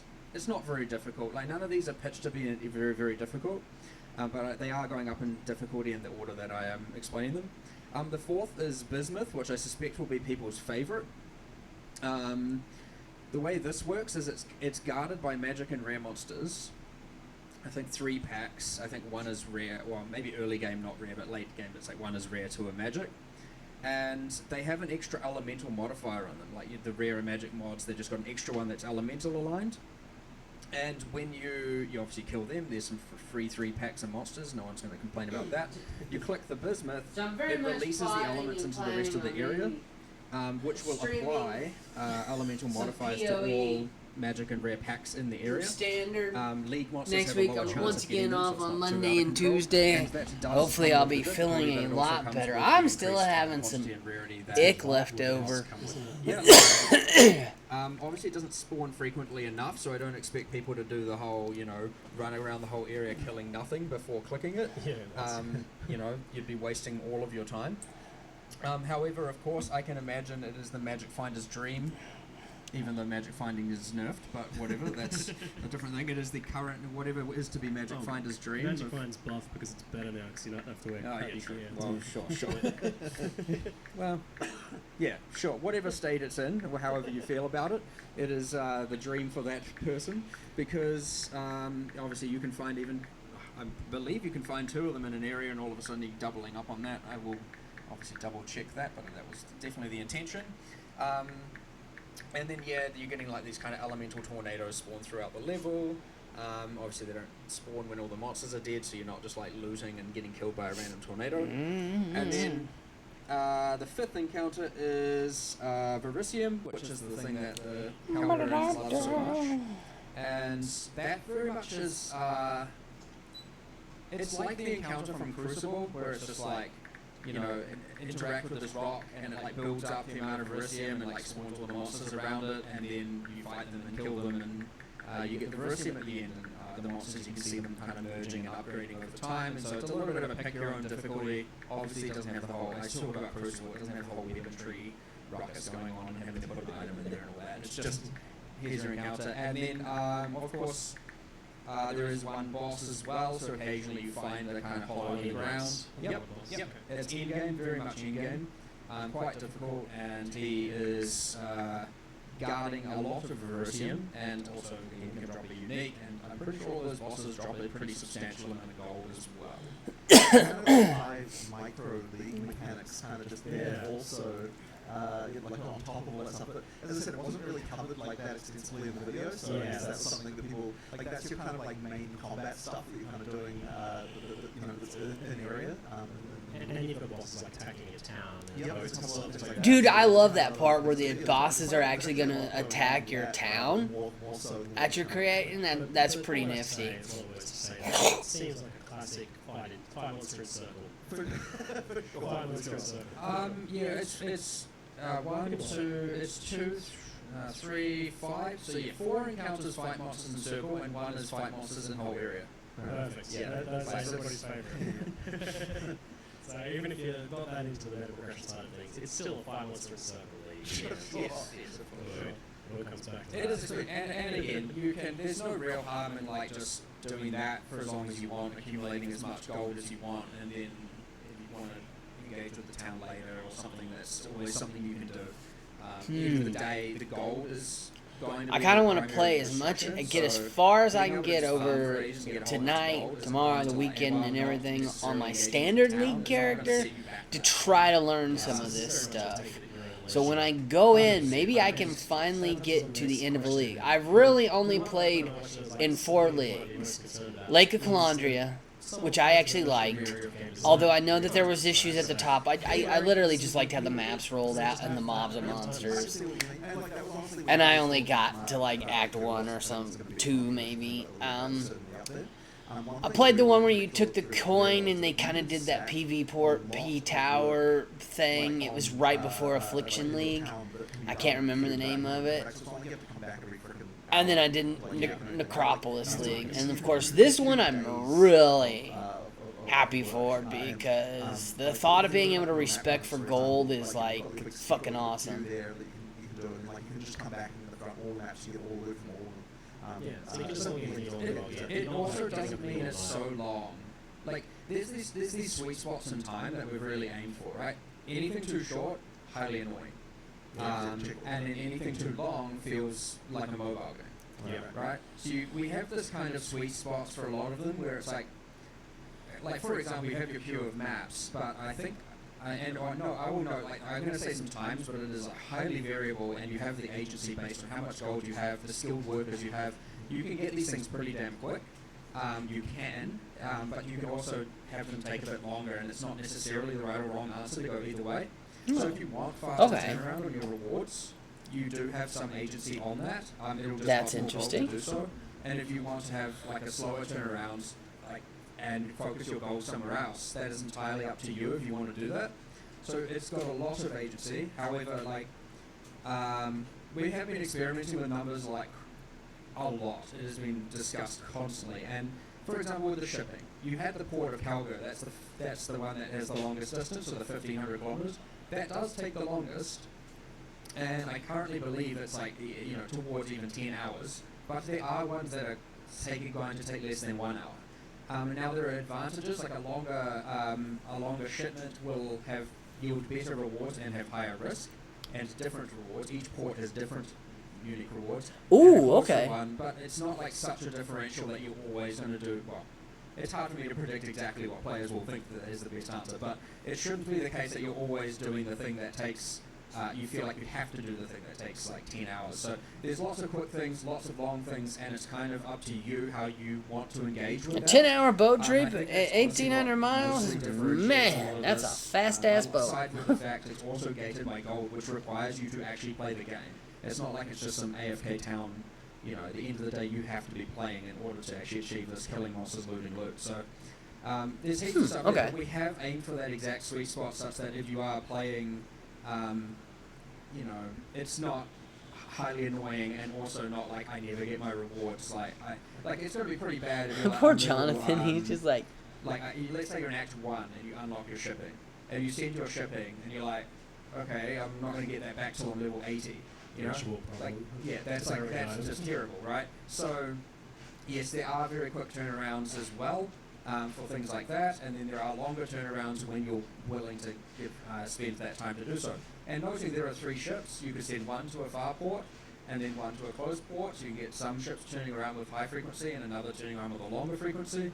And the same with the map. okay, It's so entirely at a based point on in the time, you difficulty could of the actually map, just have it like an difficulty of the actual maps. port where the ships are And just. how slow the runners are. So if you want to have higher turnarounds as well, Do you can that. put in either easier maps, lower tier maps, or you can put in more difficult maps. Now, I did note in the live stream the timer on the mining was before we had done any iteration, so I'm pretty sure it had some real absurd amount of time to mine that ore. That was just a straight mistake. Does not take that long. It is much quicker. It's also worth mentioning with the stuff is that, yeah, like as I was saying with the queues, like, okay, you can just put as many, like, when you find resources and there's that sort of mining queue, it's not like you have to, like, manually reassign your things every time. Like, they just move on to the next task. Yeah. So effectively what that means is that, yeah, you know Oh, okay. That's you know, awesome. You just play, Yay, and my then, the people I hire actually take initiative. Okay, like we don't wait around for him to come back and hit the zero button. We just gonna go ahead and mine it. Yeah. Yes. That's what I want to avoid. Like, it should be that you're still coming back at the normal time that you would play. But that is our design intent, and so if that's not, you know, like, we need to make sure that we're balancing it correctly so that that's the case. You know, that you don't feel pressured to, like, log in at some time you wouldn't normally.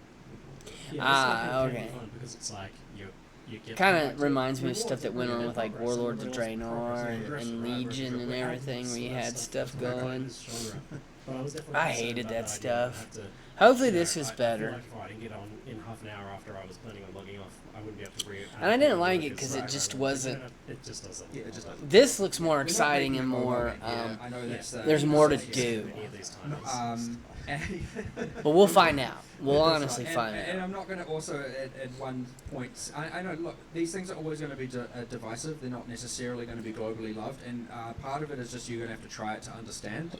That the concept of a timer is scary to start with, but I'm also on the other hand not going to sit here about complaining about the cold currency thing and then also implement something that on the other hand, I'm going to have equal levels of frustration with myself as a player. Surprisingly, but. You want to play this after all, don't you? 100. Well, of course, I want to play it. I'm never going to make a game I want to play. So yeah, my hope is, but of course that. I just love the fact that you guys play your own damn game. We're very fast to react to this stuff. So if the timers are tilted one way or another, we have so many levers we can adjust to rebalance. It is, of course, we get our internal feedback, we get our alpha feedback on the times, but that's still a very small You think subset they compared to everyone. after So I could some of the expect, backlash from if things aren't right, Necropolis if League they're not off, being if able something's to taking too long or too short, or skip there's not enough agency, the mechanic, we're very, that very maybe quick they're to not going to fix all do that stuff and react anymore. to it if we have to. But yeah, it's interesting. I truly and it's believe new. that It's a damn PoE show. and But I'd say PoE one, 2 are about to just definitely on the side become of the games excited that I over play PoE. all the time. Um, I know but other there's people always a little hop bit to of worry like there Last from the Epoch job. into Diablo 4. wouldn't I'm not be hopping still back to trying Diablo things 4. Not when they're going to tag me Work out with or not. It's good to see. $40 a large X-Pack. part of what we always try I and would do is push the rather boundary, give these right? guys money for Just some doing the same tabs thing or over some and over and over cosmetics again than to can freaking make things feel quite Touch stale. Blizzard, So who we wants to definitely sell want to, you their take stupid risks and see where they go and see expansion how they on evolve, top of and then because ultimately I these believe that makes the best horrific game possible, for sure. microtransactions. Keep trying it. One more quick nuance about that is the progress on timers and things. That's all even online versus offline. Yeah. Okay, so whether you're you don't have to stay logged in, stay online to speed things up. Good stuff. The only things that can happen that disrupt it, which is obviously if your map, if your ship gets commandeered, it can get commandeered offline. Or Commandeered. online, right? AKA so blown the hell up becomes, like, ultra friendly, or and you can avoid it. stolen, boarded, You can get it to thefted. the point where commandeering will not occur, and the same with your Atlas runners being kidnapped. That can occur online or offline, but again, it is avoidable. As my You son, don't- who is in the it doesn't have to military, happen. likes Like, to you say, can get good enough tactically people and run acquired. slightly easier content, and all of a sudden there's no risk of your Atlas runners failing or anything like that. Yeah. Speaking of risk, so how does this scale with like map tiers and map effects stuff like that? So as you move up through maps, do you get more resources, more golds?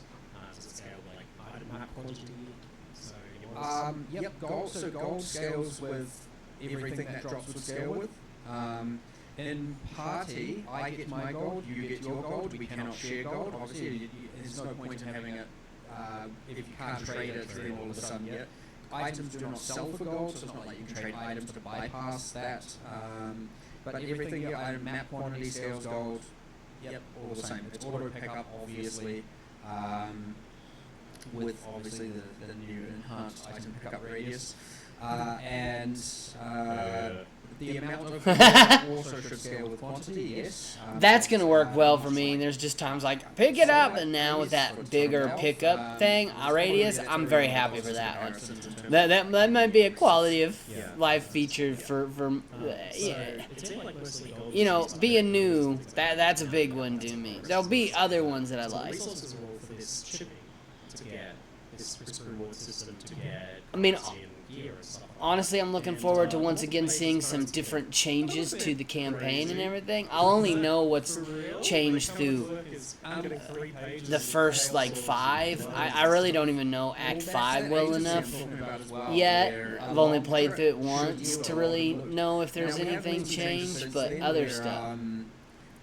What we're doing is instead of because we were scaling rewards on quite a quantitative axis, and we've moved a lot of that into more qualitative, so that like instead of getting so much more currency linearly, you're getting better currency. Oh, here come the ads. At least they're being nice and letting me keep doing this. Yeah, if you save up, like you can just be like, I'm just gonna play, get all the gold and acquire as many resources as I can, and send a shipment that's like maxed out in value.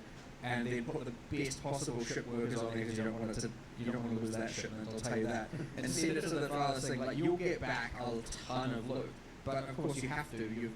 You're now getting 1 week of loot all in one go. You know what I mean? Oh, that's awesome. You will get an absolute ton, which some people find ultra satisfying. But yes, we are trying to not. Obviously, it shouldn't be that you're just getting like 50 pages of items, but. You'll get some amount, and ideally the quality of the items get better as you send more, as opposed to just for the quantity. Yeah. I saw a question in chat as well. The wages, like how does that work with the? When's that getting paid? Like, do you get overdraft? Oh yeah, that's an interesting one. When did the wages get paid out? So you have to take so you've got your personal gold, and then there's a treasury, and you want to put the gold into the treasury, and the wages only take from the treasury. And the reason for that is so that you're not like just randomly losing your gold. That you're like, okay, I'm gonna get to 60,000 so I can buy these items. And all of a sudden it's just like draining it, and you like can't figure out. So your wages are paid from the treasury. Awesome. You can do this via I actually like that. via the village map. There's just an ad drag, set an amount, an ad goes there. And yeah, they're just continuously drained from that. So it's not like it doesn't really come in chunks. It's like continuously going. And do they unionize if you don't put enough money in there, or? Not in Ray class, no. No worker protection in Ray class. All of a sudden, you might find you're collaborating with those pirates and with those bandits, and like arranging.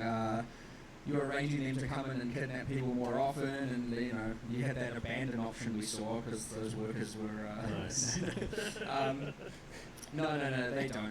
It's all very much a. We're all achieving the same goal, I guess, on the same team, but they just want their money. That's fine. Yes, the children yearn for the Yes. mines. Oh, come So on.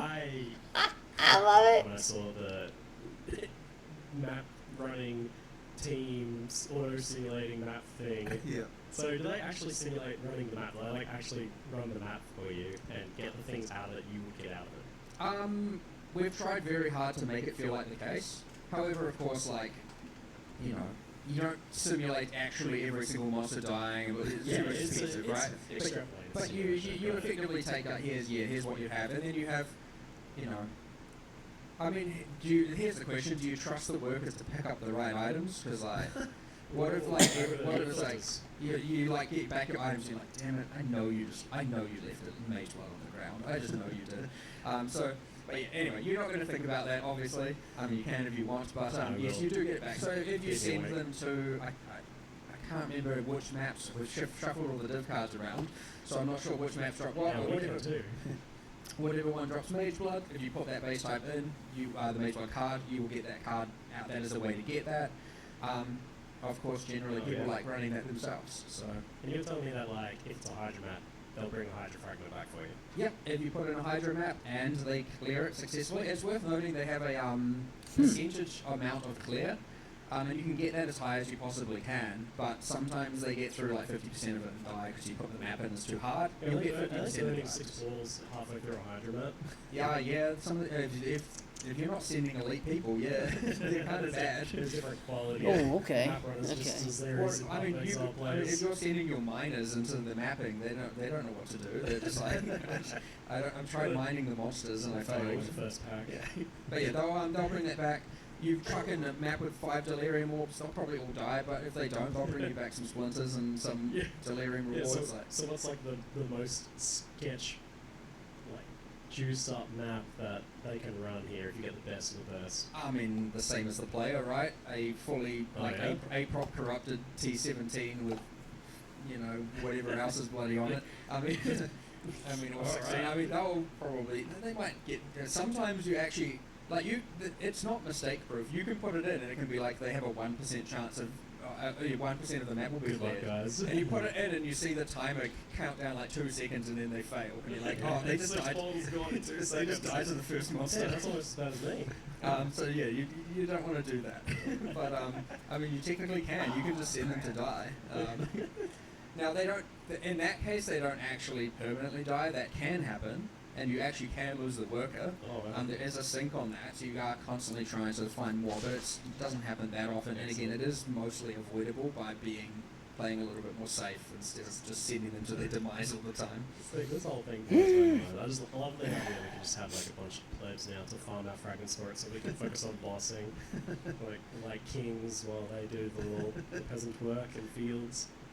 Crazy. How did you resist the temptation to not go super hard on this, let us gear them and make parties and change their Goodness vehicles? gracious, you guys are gonna knock that table over.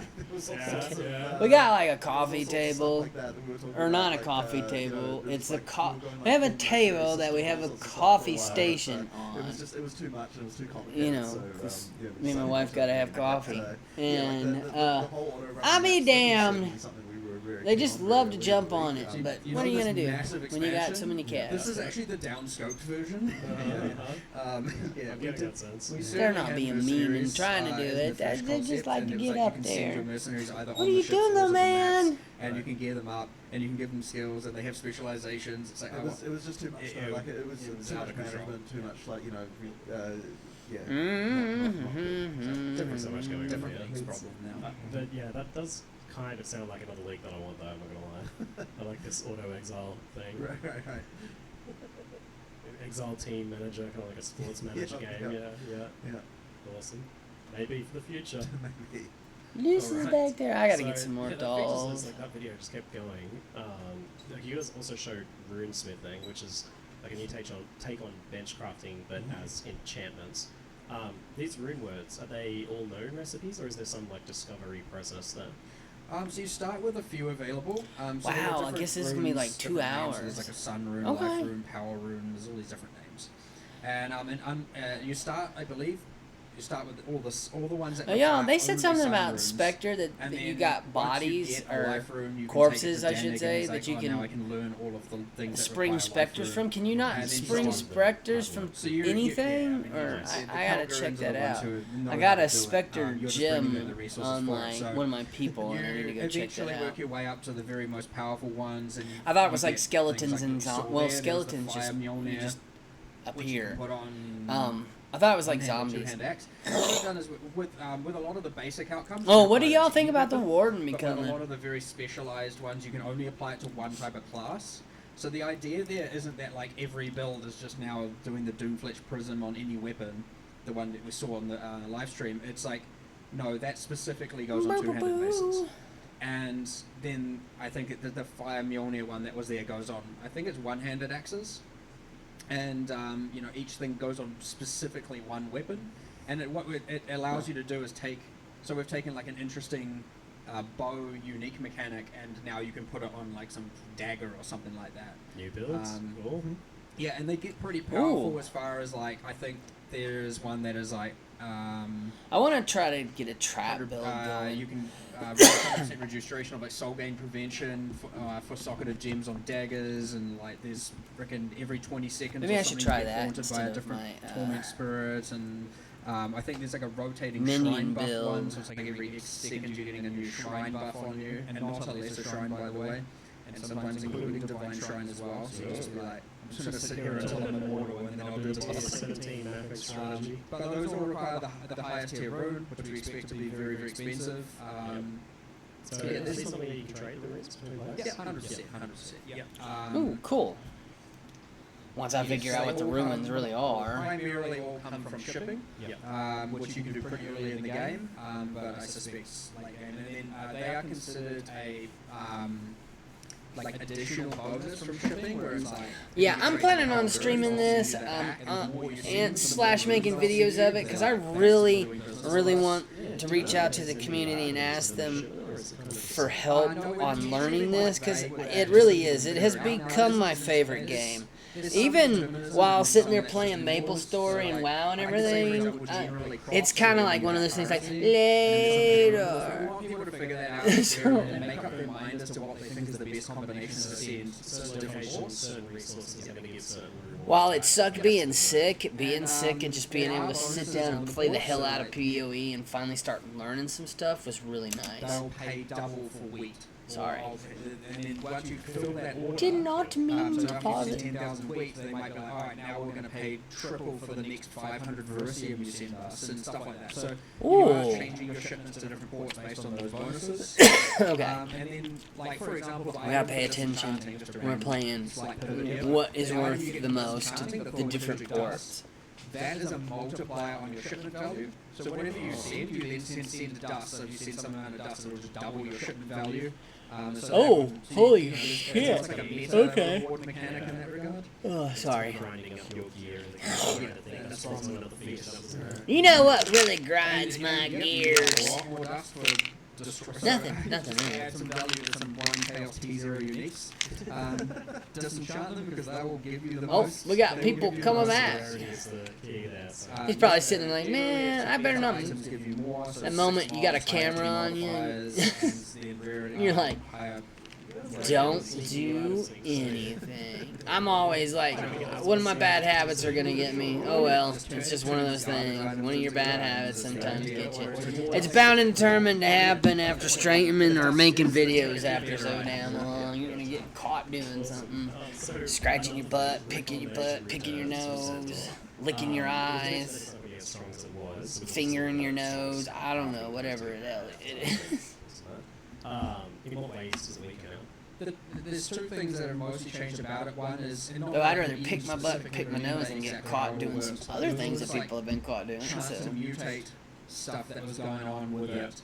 That's all gone. It just combines the items, straightforward stuff. The items together. So is there like unique extra mechanic, like modifiers that can randomly appear? Is No, that one? no, those are gone. And so it is just merged two items together. The other thing that I like about I doing it wonder, this way, as opposed to is having it this created behind a currency item, A couple of the bosses that they have in game. Now, I know that's gonna be I know pretty that's unorthodox my to most most hated players, enemy but right there, the something you Roa. can choose to now engage with because the gold Them and the cost is damn, based what on I like the to call the minimum ass item blasters. input, so you can have it be very, very cheap early and more expensive later.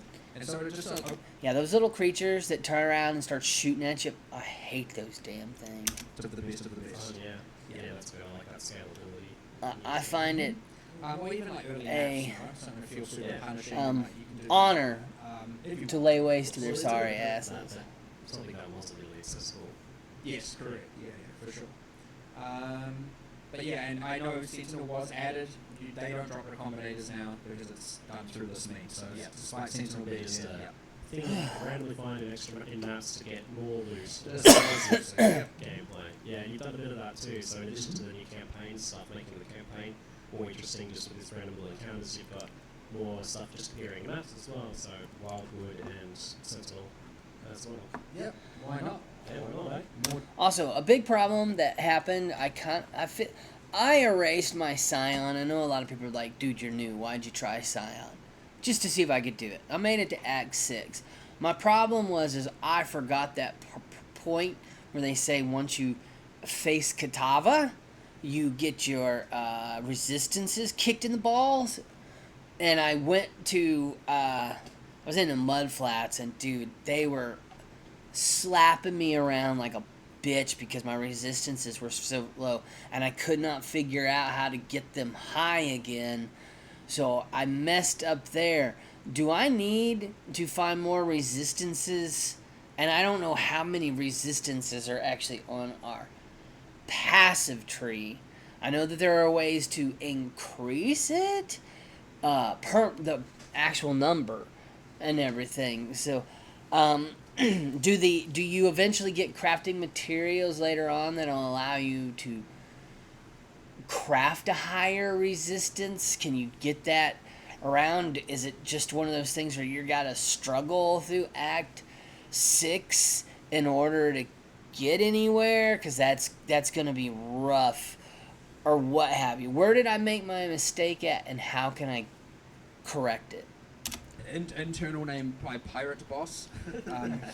They get named and I don't remember them all the time. The pirate and then boss. The one you find in the world is always the same one as well. And then the you pretty much just go notify you, and then you go back to the town to King's March, and the NPC will just be like, "Here's a portal. Go there, kill this person, or don't if you don't want to." I totally If need you to feel like you're learn gonna how to fail, design games. You and shouldn't go and do it, right? I'd fly to You New can bring your party Zealand, members, but you can only enter it once. Like once you die, you cannot re-enter. So, one shot only. Okay, let's take a little bit of a turn now, looking backwards at Necropolis and reflecting on some of the changes that happened in it. First, the overall endgame overhaul, such as the removal of sextants and the massive scarab rework. How do you just feel about that overall, both of you first? How that went to the endgame overall? I do think overall good, but it's very easy for that to get, looked at from a perspective of a few things that are bad and then looking at it badly. Like there are certainly some things that were imperfect, and we are making some measures to change that. But I do think overall the shake-up was pretty healthy. And then when I talk about the bad things, I'm talking like the T17 maps being too hard, right? And that kind of it overshadows a lot of what's good about it because there's these few things that aren't right.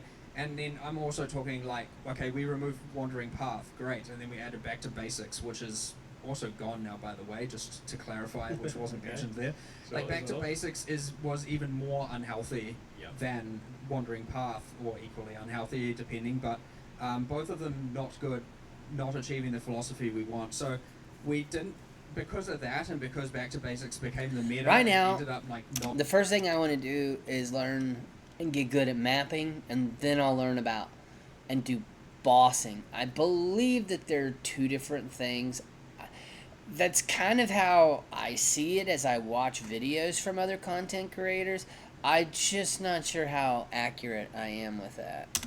Borderline impossible for us to test everything, and that's where you see a lot of the reactionary patches that we did early in the league to try and fix and improve everything. That definitely was something that was really hard, just for the team as well. Like, it's also very hard just decision making about, is this something that should be fixed or is it not? It was pretty rough at the start there, and I think that is something we're trying. Wow, to this is gonna be a improve long this time video. around, looking I at more didn't of the expect it to extremes and, be really this long of a zeroing in. video. So, there's Where definitely the mandates hell in am I QA from? now. Of Wow, like, I'm okay, bored. we need to really work out like what is the actual maximum possible thing for this, and what is the difficulty of what that results in. Is it okay? Like, is the difficulty versus reward correct for what the players can do here? This kind of thing, and it's something obviously that we should have been thinking more about. Anyway, before, hope- and, it's something I that am- we're really. I'm hoping I have no more issues and that I can start regularly streaming again. Or I'm just gonna start making React content. I don't know. Particular combinations of things. there's so many just ways to combine stuff, and like so much content from the past as well that like you just. It's like it's hard to find. Like the fact that there were people finding new ways to abuse stuff even weeks after the it came out just sort of shows you that like there's just it was kind of nuts. Okay, you guys asked me an interesting question yesterday when I first came in. It was like, how does 150 uniques from a single boss sound to you? I'm like, what the? That sounds crazy. What are you talking about? So, well, I guess we'll talk about some of the things that were happening that people weren't aware of. So there was a Reddit thread, and I can't remember how far into the leak. That was pretty much like, what the heck has happened to the prices of T0 uniques? Yeah. And you had like Defiance of Destiny at like 4C. It was like actual craziness. And upon looking at this, and oh no, none of this was anyone abusing or exploiting anything. In fact, I think, Matt, did we tell you the value of how many unique items were dropping in some of these systems? I was going to ask you to guess, but we were getting over 100,000 unique items in some instances, and I'm not even talking in a single map. And I'm not talking a 6-man group. I'm talking solo players who are able to achieve this. Holy hell! And this is where a lot of those things, so for example, the Shaper Touched rarity, there were just so many layers of multipliers that if used correctly altogether. But you ended up with less than 100 people on the entire realm acquiring over 99% of all T0 uniques. And so we have gone and looked at all that and been like, okay, well that is highly compromising the economy and the integrity of the economy.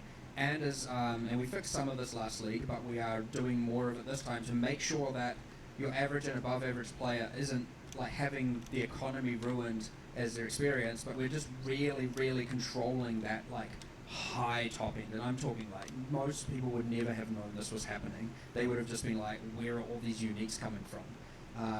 It's not a bug, it's just the math of it's just correct. Exactly. There's technically legal stuff, and like there's always a question and stuff like that, because generally speaking we have the policy of no mid-act nerfs, and yet there were certain cases, and that was really tough the last league, just because we did do some changes to certain mechanics, which we wouldn't normally do because it was just so ridiculous. Like there was stuff going on there that just was not okay. I saw a screenshot of like one of the monsters that would be part of this. It was like, it had a list of modifiers that was the entire screen, right? Yeah, we were talking yesterday about whether or not we need a way to collapse the display of the number of essences underneath something's life bar. And it's like, is it cold there? Which, by the way, it's still there. So it's like, a thing that you can still do. But yeah, it's and I'm not talking like we're getting rid of all the uniques. Like that's what I'm saying. I'm asking you, is 150 alright? And you're like, that sounds excessive. And I'm like, well, it's like several hundred times less than what it was. But it's still top off screen, bottom off screen of unique items just everywhere.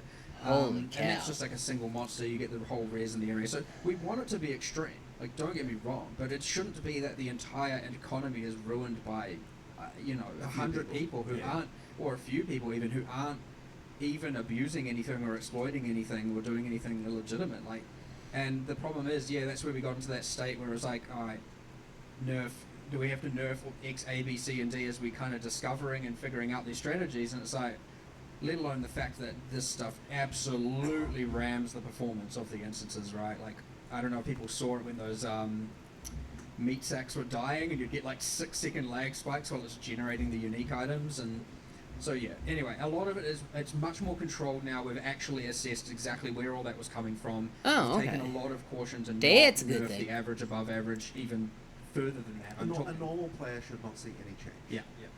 Yeah, I mean, and a normal player. I'm a normal player, probably closer to an abnormal player. Let's be honest. The end game, like, it feels like you've really opened up over this past couple of leagues to 100%. change stuff pretty wildly. Again, I go back to that philosophy of like, if we can do stuff to make things better, we do it. And it's just the unfortunate reality is that, and I'm ultimately the one pushing most people to do this with coasters? The unfortunate reality is it comes with risks and are those geared as a coasters? Result, failures of which are 100% I on want me, without question. some geared coasters now. And that's why again, straight I'd up. say Path of Exile, grinding gear games. Trying to that's make what I sure want. everything is as good as possible. And then we get into a little bit of that difficulty of thinking some people want the game to stay as it is. You know I'm old when I'm getting excited about gear coasters sitting on there. I'm like, hey, what's a coaster? Change and do it. But look, ideally the changes wouldn't be necessary. But when you're changing this much, doing patches this massive, this quickly, some of it is inevitable. I would hate to. I personally, and you could convince me, or not convince me, you could tell me I'm wrong about this. You might be able to convince me. I would prefer that we do everything possible with the time allocated, as opposed to like play it safe, do something, a small patch, and give it, sure it's safe, less will go wrong, but at the end of the day there's way less to do, way less fun, way less changes, less to learn and evolve with, and it just feels like, I suspect at the end of the day it'll be way more boring, even though it might be more safe. Again, what you doing, sweet possible boy? that I'm gone too far one direction, and we have pulled back a little bit here on some of that safety, but like I never want to get to the point where we're releasing something flat and stale just because it's safe. I want to always be making sure that we're doing everything to make things as fun and exciting and the best as possible for everyone, including myself when I play the game. These updates have felt way more energetic. I think it's refreshing. I think from obviously we've been playing for 10 years at this point. Right. Pretty cool stuff. So on the tier 17 maps, they were intended to be like a gateway to Uber bosses, but they ended up being harder and more restrictive than that actual content. And we had Uber boss survival builds, really struggling with that actual content. So kind of changing things with that. I'm the good boy. The ultimate numerical change to T17 monsters is that they have it's approximately 55% less life, so they have less than half the life they had before and 30% less damage, which seems extreme. What are you doing? And I will just note that was like You're being actually a not intended. Yeah, there's an interesting story about that. Yeah, it's kind of unfortunate that two different designers made the life change to T17. Oh, y'all, tomorrow is Friday. I've only worked one day this week, and I'm already ready for the excitement of it being Friday tomorrow. Mainly because, once again, I got Monday and Tuesday off. But that's because busy season. I don't know how many people want to hear this, but school's about to start, and college is about to start. Fall semesters are coming up. Already getting the damn Walmart Like the thing. back to school. Once you have like 400% commercials. increased area of effect on the monsters, it's kind of like, okay, this is like getting a little, on the bosses I should say, it's like this is getting a little bit out of hand. Like, how can I dodge this mechanic that is larger than the arena? You could argue they're signing themselves up for it, but then it's like you want that for the rest of the map, which then means the bosses are pretty much like impossible. Strong word to use because everything's always possible with enough, build ruckus going on. But anyway, it wasn't right. Like these things weren't right. So hopefully we're back to basics removed, and you get going crazy. You get going crazy, Mr. Thors. You get into 11s, huh? Less you have to play like a subset of 10, 12 builds in order to achieve them. Like it should be way more open. Obviously with all the melee builds as well. That should be a hell of a lot more viable this time. So I would expect a lot more players to be enjoying those as opposed to because again we're solving the item quantity thing where it's like we want to open up more builds and make you feel less like you have to play certain things. So then T17's being that hard resulted in the exact same thing. These are not intentional things. When you get to Uber Pinnacle, it's alright for the number of builds to reduce drastically because it's like you want to be a boss killer at that point, or that's fine. But when we're just talking about like the top tier of maps, it's not okay to have it be so constrained there. So just mistakes were made, honestly, and they hopefully are now fixed. So the main design of the modifiers on these maps is these build bricking modifiers, ones that are just basically not doable for certain builds or thereabouts. Why is this the method that you went with for these modifiers? I personally just think it is important that you actually are investing in rolling your map and finding the maps that you can do, or choosing how you can overcome the modifiers. And I know that's probably not a popular opinion. I very much understand that a lot of people are just like, I can go, and that's all I want to do. But I think especially with the upper tier like that and the extra layer of rewards that they're giving, I think you should have to invest more currency into it and more thought into it, or be like, oh, this is a real good map. It's got like some specific reward modifiers you want, but there's this one bad thing I'm going to have to deal with, and then you actually do commit to dealing with it. It again, hopefully adds more ebbs and flows to the process as opposed to it again just being like Alk go and run, and that can be quite where some people like that, and that's okay. You can still obviously do that with 16s.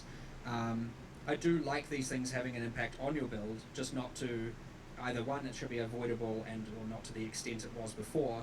And again, investing into them, rolling them, like it's certainly not something I'd want to stray away from. I actually consider it a success when you have to re-roll your maps. Again, probably a controversial take, but I think it is a much better thing getting an actual, like it feels more like an actual game mechanic as opposed to like, well, at the point it's just Alk and go, and Alks are worth so little, why you just drop them rare, and like why are you even engaging with the currency on maps system? Why have mods if the mods don't matter? Do you take like some consideration to how many chaos, for example, you expect someone to put into a map to produce mods that are on average viable for their build that they're doing? We do, yes. So I mean, what? Not in the context of a build here, but like for example, we were like, okay, if we want to make T17s able to be easier, like should we reduce it back to 4 to 6 modifiers? Yeah. But then you just the argument, the reason why we never did that just this league is because well now it's even like, more Daddy, chaos put this you have hand to to invest work, to get 6 pet my modifiers head. because the right answer is probably to run 6 Daddy. modifiers because it gives the best rewards.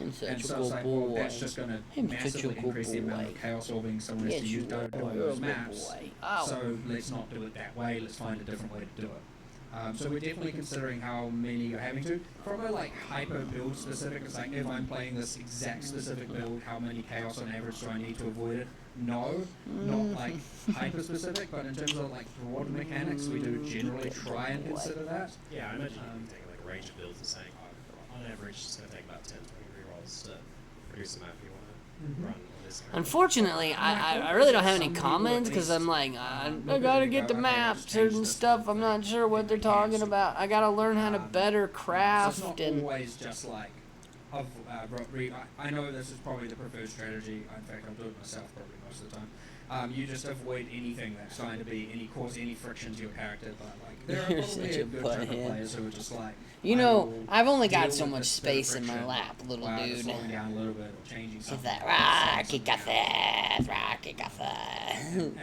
it's good for those players to be able to do that because technically they're having to And invest he's like, this oh, dad, currency. no, oh, dad, Whether or not it's worth the payoff, it's up to them really to Like, decide keep ahead. that. But You want the mods to matter, and I get that. These certainly do matter, but how do you feel about it versus modifiers? He that likes do to things be that the say, rub. This modifier adds these certain sorts of packs of monsters to the map that are very difficult, but also increasing the reward and making the map more interesting. You by need to making put it your difficult claws away. as There's opposed no to need to something have them out your right now. shields turned off. The problem you have with things that are implicitly adding direct rewards beyond certain other things is obviously the issue of the fact that you now feel like you have to roll for them. And you saw like this with the area Shaper. is a maze. sort Yeah, of things.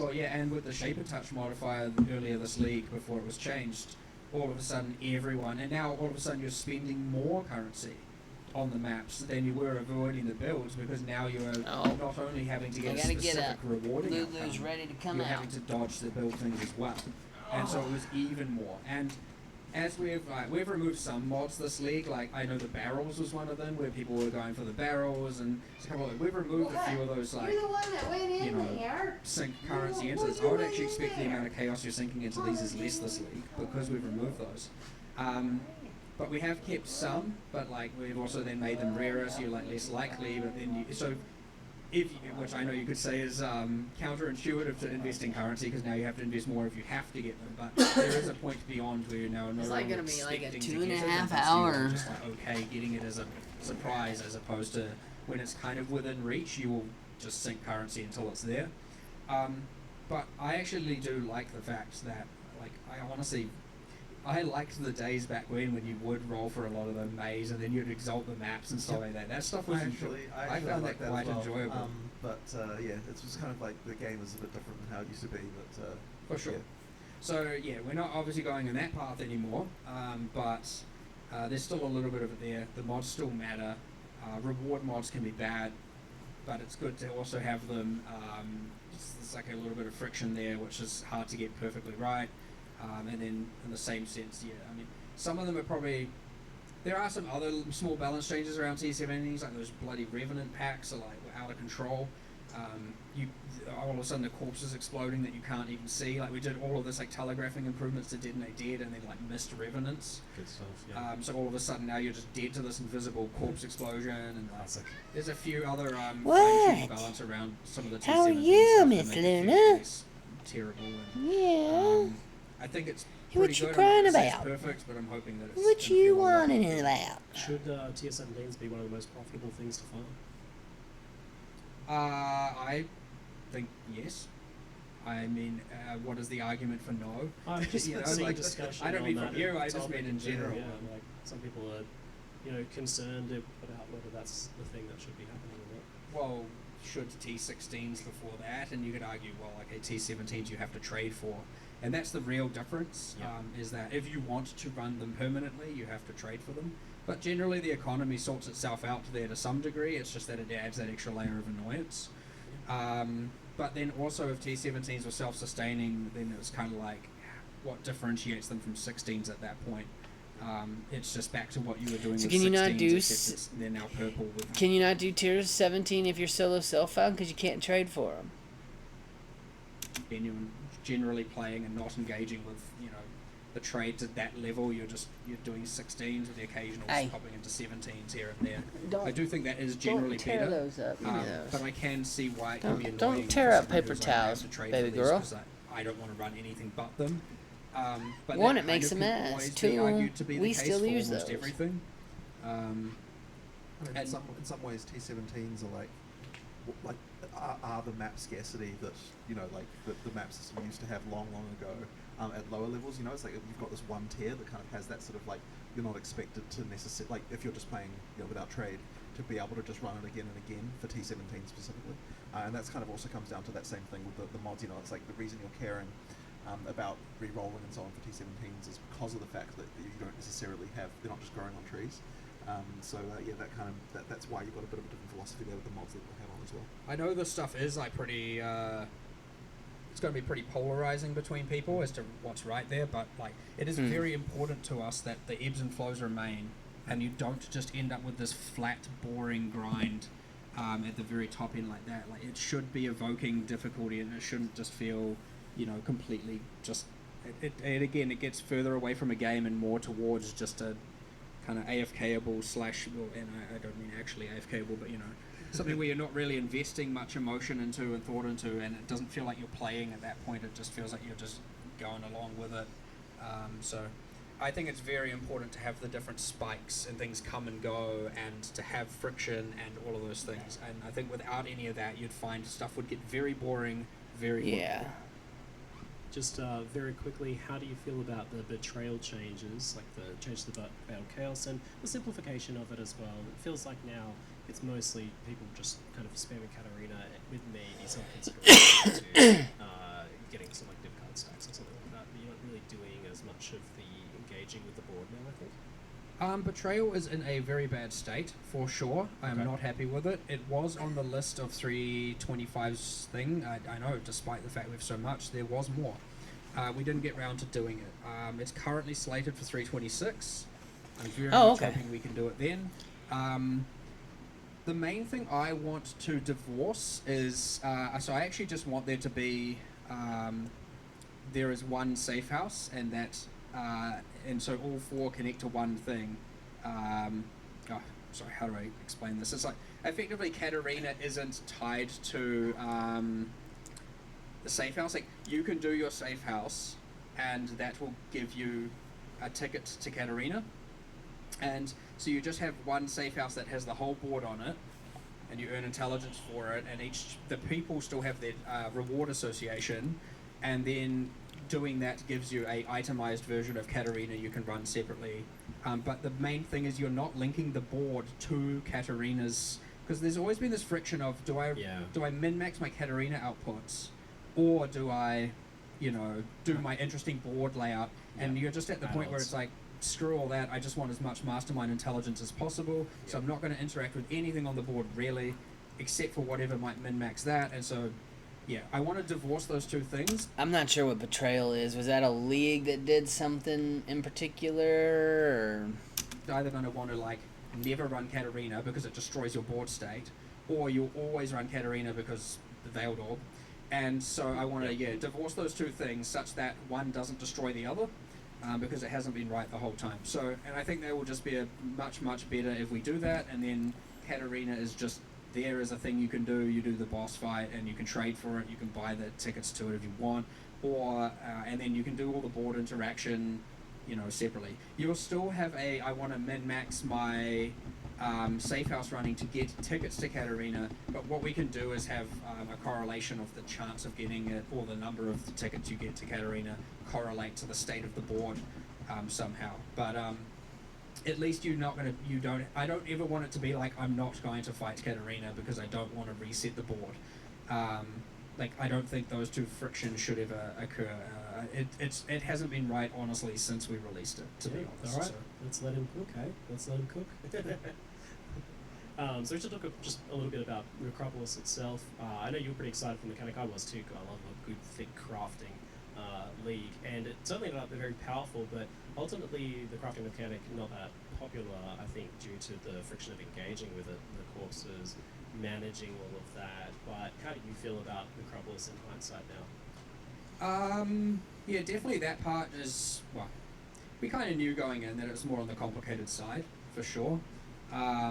Some things just kind of, it's not necessarily a problem for something to be a little bit more complicated like that, but it probably went a little bit too far. That being said, it was pretty damn powerful, especially after our changes we made very early into the league. In terms of getting like full T1 modded items, probably went a little bit too far, to be honest.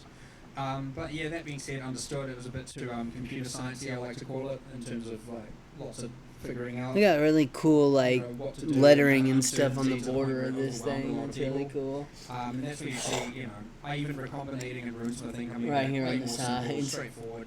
Some things are just very clean cut. So some cool. things are a little bit more complicated, and different users appeal to both. Would I have changed it now knowing that? I mean, I would have had the balance initially go out correct at the start, but I would say there's still a place for things like for it. And, it's, Update was certainly very solid for it, making it it's all better. simplified a bunch of stuff down with it as well. I'd probably have gone a bit further with the simplification if I'd had to redo it with some of it. Some of those like meta mods and some of the I'll be right crazy back, things y'all. are a little bit, For me, though, it wasn't about so much how much complicated it was, and it was more about the just getting so many corpses. Trading so many corpses, right? Yes, fewer, more impactful ones would have been a lot better. Yeah, you ended up getting a lot. That's partly due to the Atlas tree passives, which was a mistake. Straight up, goodbye, they're gone. Yeah. If it was to redo, Experiment. yep, 100% experiment. They're no longer there. Everyone saw that as an Atlas tree tax. Yeah. Yep, it was. You could have argued making them way weaker would have mitigated that. Whatever. Yeah. Why? The original intention of it was like, okay, we want these keystones because it allows people to change behavior. And I think if we are to see that again, we would have that. We'd have introduce ways for people to change the behavior, but not invest into the increases and more corpses and all of that, because it felt mandatory, and it often will when you have the league in every single area. And so yeah, that was a pretty big contributor towards this problem. I felt like the opposite of what we were talking about with Gold, where Gold allows you to turn like user experience friction into gameplay friction. It was the opposite, where it was all user experience friction, because it was about trading with a ton of non-responding people for corpses. Yep. Well, yep, sure. 40 times per craft. We also obviously made a lot of changes to that early as well in the league, but still it was like, I remember Ziz messaged me at one point and it's just like, oh my god, the amount of quad tabs I need to hold all these corpses, and I'm just like feeling real sad about it. It's not like, that was the intention by any means. So yeah, I didn't quite hit the mark for sure.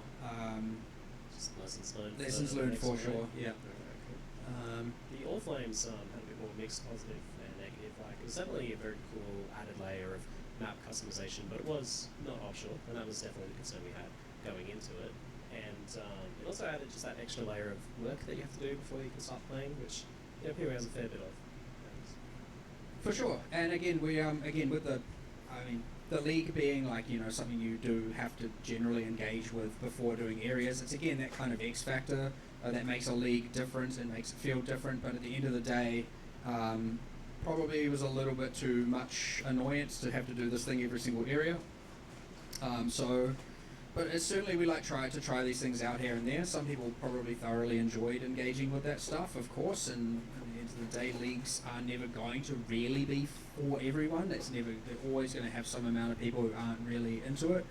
But look, we tried something new. We always do like to try something new when it comes to these leagues, and a lot of people did enjoy various elements of it. Some of it doesn't hit. That's all right. We don't do it again, right? That's part of it. And this is a lesson learned every single league, right? There are always elements of leagues that don't work. There are elements we learn from. There are elements we don't repeat. And then we often what we can do is take the stuff that is good, that is fun, and find a way to integrate it into the game later. And now the core game experience is overall better as a result of us, learning from all the stuff. Yeah. Keep the experiments going. Keep going wild with it. We're going to go rapid fire now so people can get their 30,000 patch notes, their record-setting patch notes very soon here. So we had finally the much-awaited massive melee changes. What was the big thing that led to you guys pulling the trigger on this issue? Doing some melee stuff. Ultimately, the community. People wanted it. What was the key change that you kind of needed, maybe to get figured out?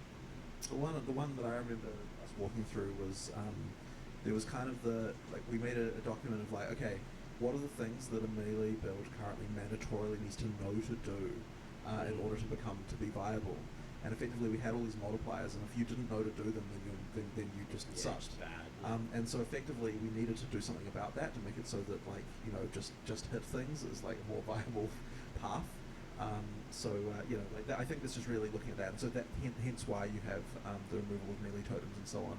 Honestly, even I was kind of shocked that Mark was let's just straight up remove them. I know we talked for a little bit about maybe there's some way to make it so that you don't, the builds that use them aren't the same as the melee builds or something. But in the end, it was just you know what, we'll go clean slate, and we'll try to make sure let's just get rid of any of these barriers. And I think that was probably the right choice. I just want you to hit things with your weapon, or monsters or the ground, with your weapon, and things die, and you're not having don't get me wrong. I want there to be secondary axes of skills that are often skill involved. You do have to use them. I don't just want it to be that you have 1 6-link and every single other gem slot is empty. It should be that there are these other axes, but I also want you to be able to choose whether or not which ones you use, which ones you invest into the tree. Whereas a lot of what was happening before is something is often either too powerful that you feel like you have to use it, and all of a sudden now every single build is using this exact same thing, and every single build feels so similar. Whereas really the way that should ideally work is something is much weaker initially, and you have to invest into the passive tree and stuff like that to make it good enough. But it means that different characters will have different secondary specializations, and you'll find a lot of these, something like tinctures, something like retaliation skills, they're going to be quite polarizing. People are going to love them or hate them. And that's okay, that's good. And it means that you get these differences in builds where you are actually speccing into and using these secondary things. But the one other main thing is I really want it to be less unique item-driven mandatory I things. probably wouldn't have known what the Right. hell they were I talking don't want about unique stuff, anyway, don't get me so... wrong.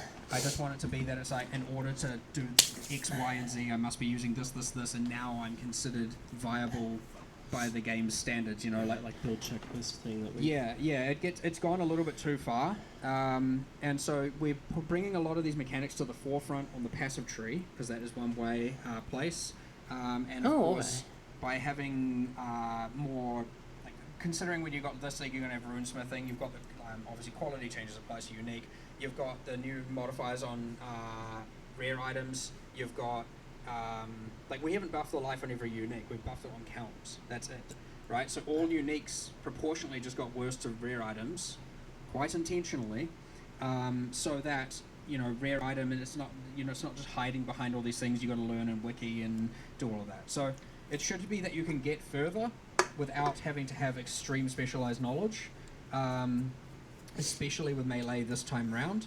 And on top of that, bringing a lot of these hidden mechanics that were hard to figure out way more to the foreground, so they're just more obvious and you can figure them out. And also just hit things and they die, and not feel so okay, I'm hitting things and they're not dying, but now I do this thing and combine this and this and this and this and this, and now things get hit and die. That is still there, and that will allow you to go even further and even more efficiently, and thus get more items and more power, of course, right? We're not dumbing things down. The intention is just to make it that, like, if you aren't doing all of these things, you're not just absolute garbage, you know? Well, playing devil's advocate a little bit, the new banners, is that kind of just melee totems again? I mean, not in this... Okay, they're not as powerful implicitly. They are... It depends on what you want to call it. You can look at the totems from a perspective of, yes, the busy work side of things, of I'm having to do this thing every so often, sure. But it's also not like, if you don't use them, it's not like you're bad, right? You can get damage from so many places. Only one of the banners is giving damage. It's giving a lot less damage. In order to make banners really good, you have to spec into a lot of them onto the tree. They are still kind of good. I do expect a lot of melee characters still to be using them. And I do like the idea that there is... skill involved as to thinking when should I use them. They're not an always up thing like the totems were, which was the biggest issue with them. Unless you invest into them, in which case, so one of the passives that was shown is that banner effects linger for X seconds. They automatically pick up when you exit the radius, so you can place them down and then just sprint, and then you get the effect for seconds, and then you can place it again. And sure, yeah, it might end up being like on rotation it's being used for some builds, and on others they're being way more tactical with it, doing it during a breach and during this, but on regular monster to monster clearing they're not. Kind of want it to be, I feel like you have a lot more agency with banners, and yeah. The other thing, of course, being getting rid of, even like Berserk, we're getting rid of a lot of the extreme high power mandatory things that if you were a player who didn't know about it, all of a sudden you're not considered viable. And the one other thing we've done there, I know we said rapid fire, but it's Dora, it's part of the question. We've made sure to we've got spreadsheets out the wazoo of like experience per hour testing. We've got time testing. We've got like our one of the people probably see him takes ages, always on the ladder, freaking winning things here and there. He has been sitting there running, literally doing races. Technically with every single class for the last 3 months probably straight. Every single waking minute he is playing a different character, writing down times to kill Brutus, time to kill this, time to get to this, time to do this, XP per hours everywhere, what variables make the most difference. We've taken all of that data and gone and been like, alright, these are the outliers on the bottom, these are the outliers on the top, let's find out where things should sit. And generally it's meant to be, if you are a character with a melee character, let's say you've got 70th percentile gear, and there's a caster next to you that has 70th percentile gear, if you can maintain... no matter what, y'all, when this hits the 2 hour and 30 minute mark, I'm going to go ahead and end it. It is easier to take damage and harder to maintain damage uptime as a result. So if you can overcome those two axes, a melee character with equivalent gear should be better than any other character. In a better player's hands. Yes, and a better player can obviously seize that even better and take that even further. That's cool. That's fascinating. It's kind of nice that Melee's getting a rework, because I remember somebody kind of complaining about not really complaining, just basically saying that Melee's got it. Making rares matter again is one thing, but also it's again adding that very obvious way to keep getting upgrades throughout in-game. Honestly, given how long in-game takes and how much of an integral part of it is, like the amount of base types introduced there, like sure we had steel rings and two-tone boots, but they didn't really make a huge difference. So we're just adding more here. It is more clear, like if you are struggling in yellow maps, you have something you can try and get now to make that easier for yourself. If you're struggling in red maps, you have these obvious things that are like, this will be an upgrade for me, let me actually try and do it. Obviously just on the defensive axis for now, so you can maybe focus a little bit more of your passives into damage, along with all the new defensive tools, but yes, primarily it is like, a more obvious, here's a way that you can upgrade your character, and of course for high-end players, it's a new thing to strive for, to push their character further than ever before. I wouldn't say this specific direct goal is like get rid of unique items, that is just a happy side effect of, rare items mattering more once again. We'll wrap up pretty much there. We've got lots of new leagues coming back this time. Is there any other ones you're looking forward to? I know people have been asking about the Trial of the Ancients as well. When that's stuff's coming back. Trial of the Ancestors, probably not. Maybe for I don't know. You never know with these things. If you had asked me Sentinel, I would have said no. Yeah. And now it is, so you never know with these things, honestly. I'd say there's no current plans, but Okay. who knows? Things change every week around here. Guys, this is a massive Q&A. I'm exhausted. It's awesome. Let's go take a break and let people read some patch notes. And there'll be an FAQ news post wrapping up some of the questions from this, but also ones that we didn't get a chance to get around to. So you guys will be able to answer some of them there and read some of those there. But thanks so much. Oh, you must have known I was about to get off. And good luck to everyone reading those patch Yeah, notes. good luck. It'll take a while. Yeah. Yeah, I'm about to go Consider doing audio versions of them in the past. check some stuff out. Sitting now, So. I'd have to Some reread streamers it. before. Yeah. Favorite streamer. Remind them to drink lots of water and enjoy, folks. But that's it for now. It's Iggy. Thanks for watching, folks. See you later. All right, everybody. That's that. I'm excited. I hope everybody else is excited. I'm ready to go learn some more. I'm about to go turn it on and start doing some playing after I go put me some food in the oven. So thank you so very much for joining me. And like I said, I'm gonna start streaming some Standard League until what is it, the 24th or the 26th? I think it's the 26th is set, and we're able to. I'm sorry, until we're able to play that, and then I'm gonna stream that. But anybody in the PoE community that can come help a new person out and help them thrive and enjoy this great game, I would really appreciate it. Until then, you all have a wonderful day. Be safe, be kind to one another. Come for the kitty cats. Stay for the gaming, and as always, bye for now. You all have a great Thursday.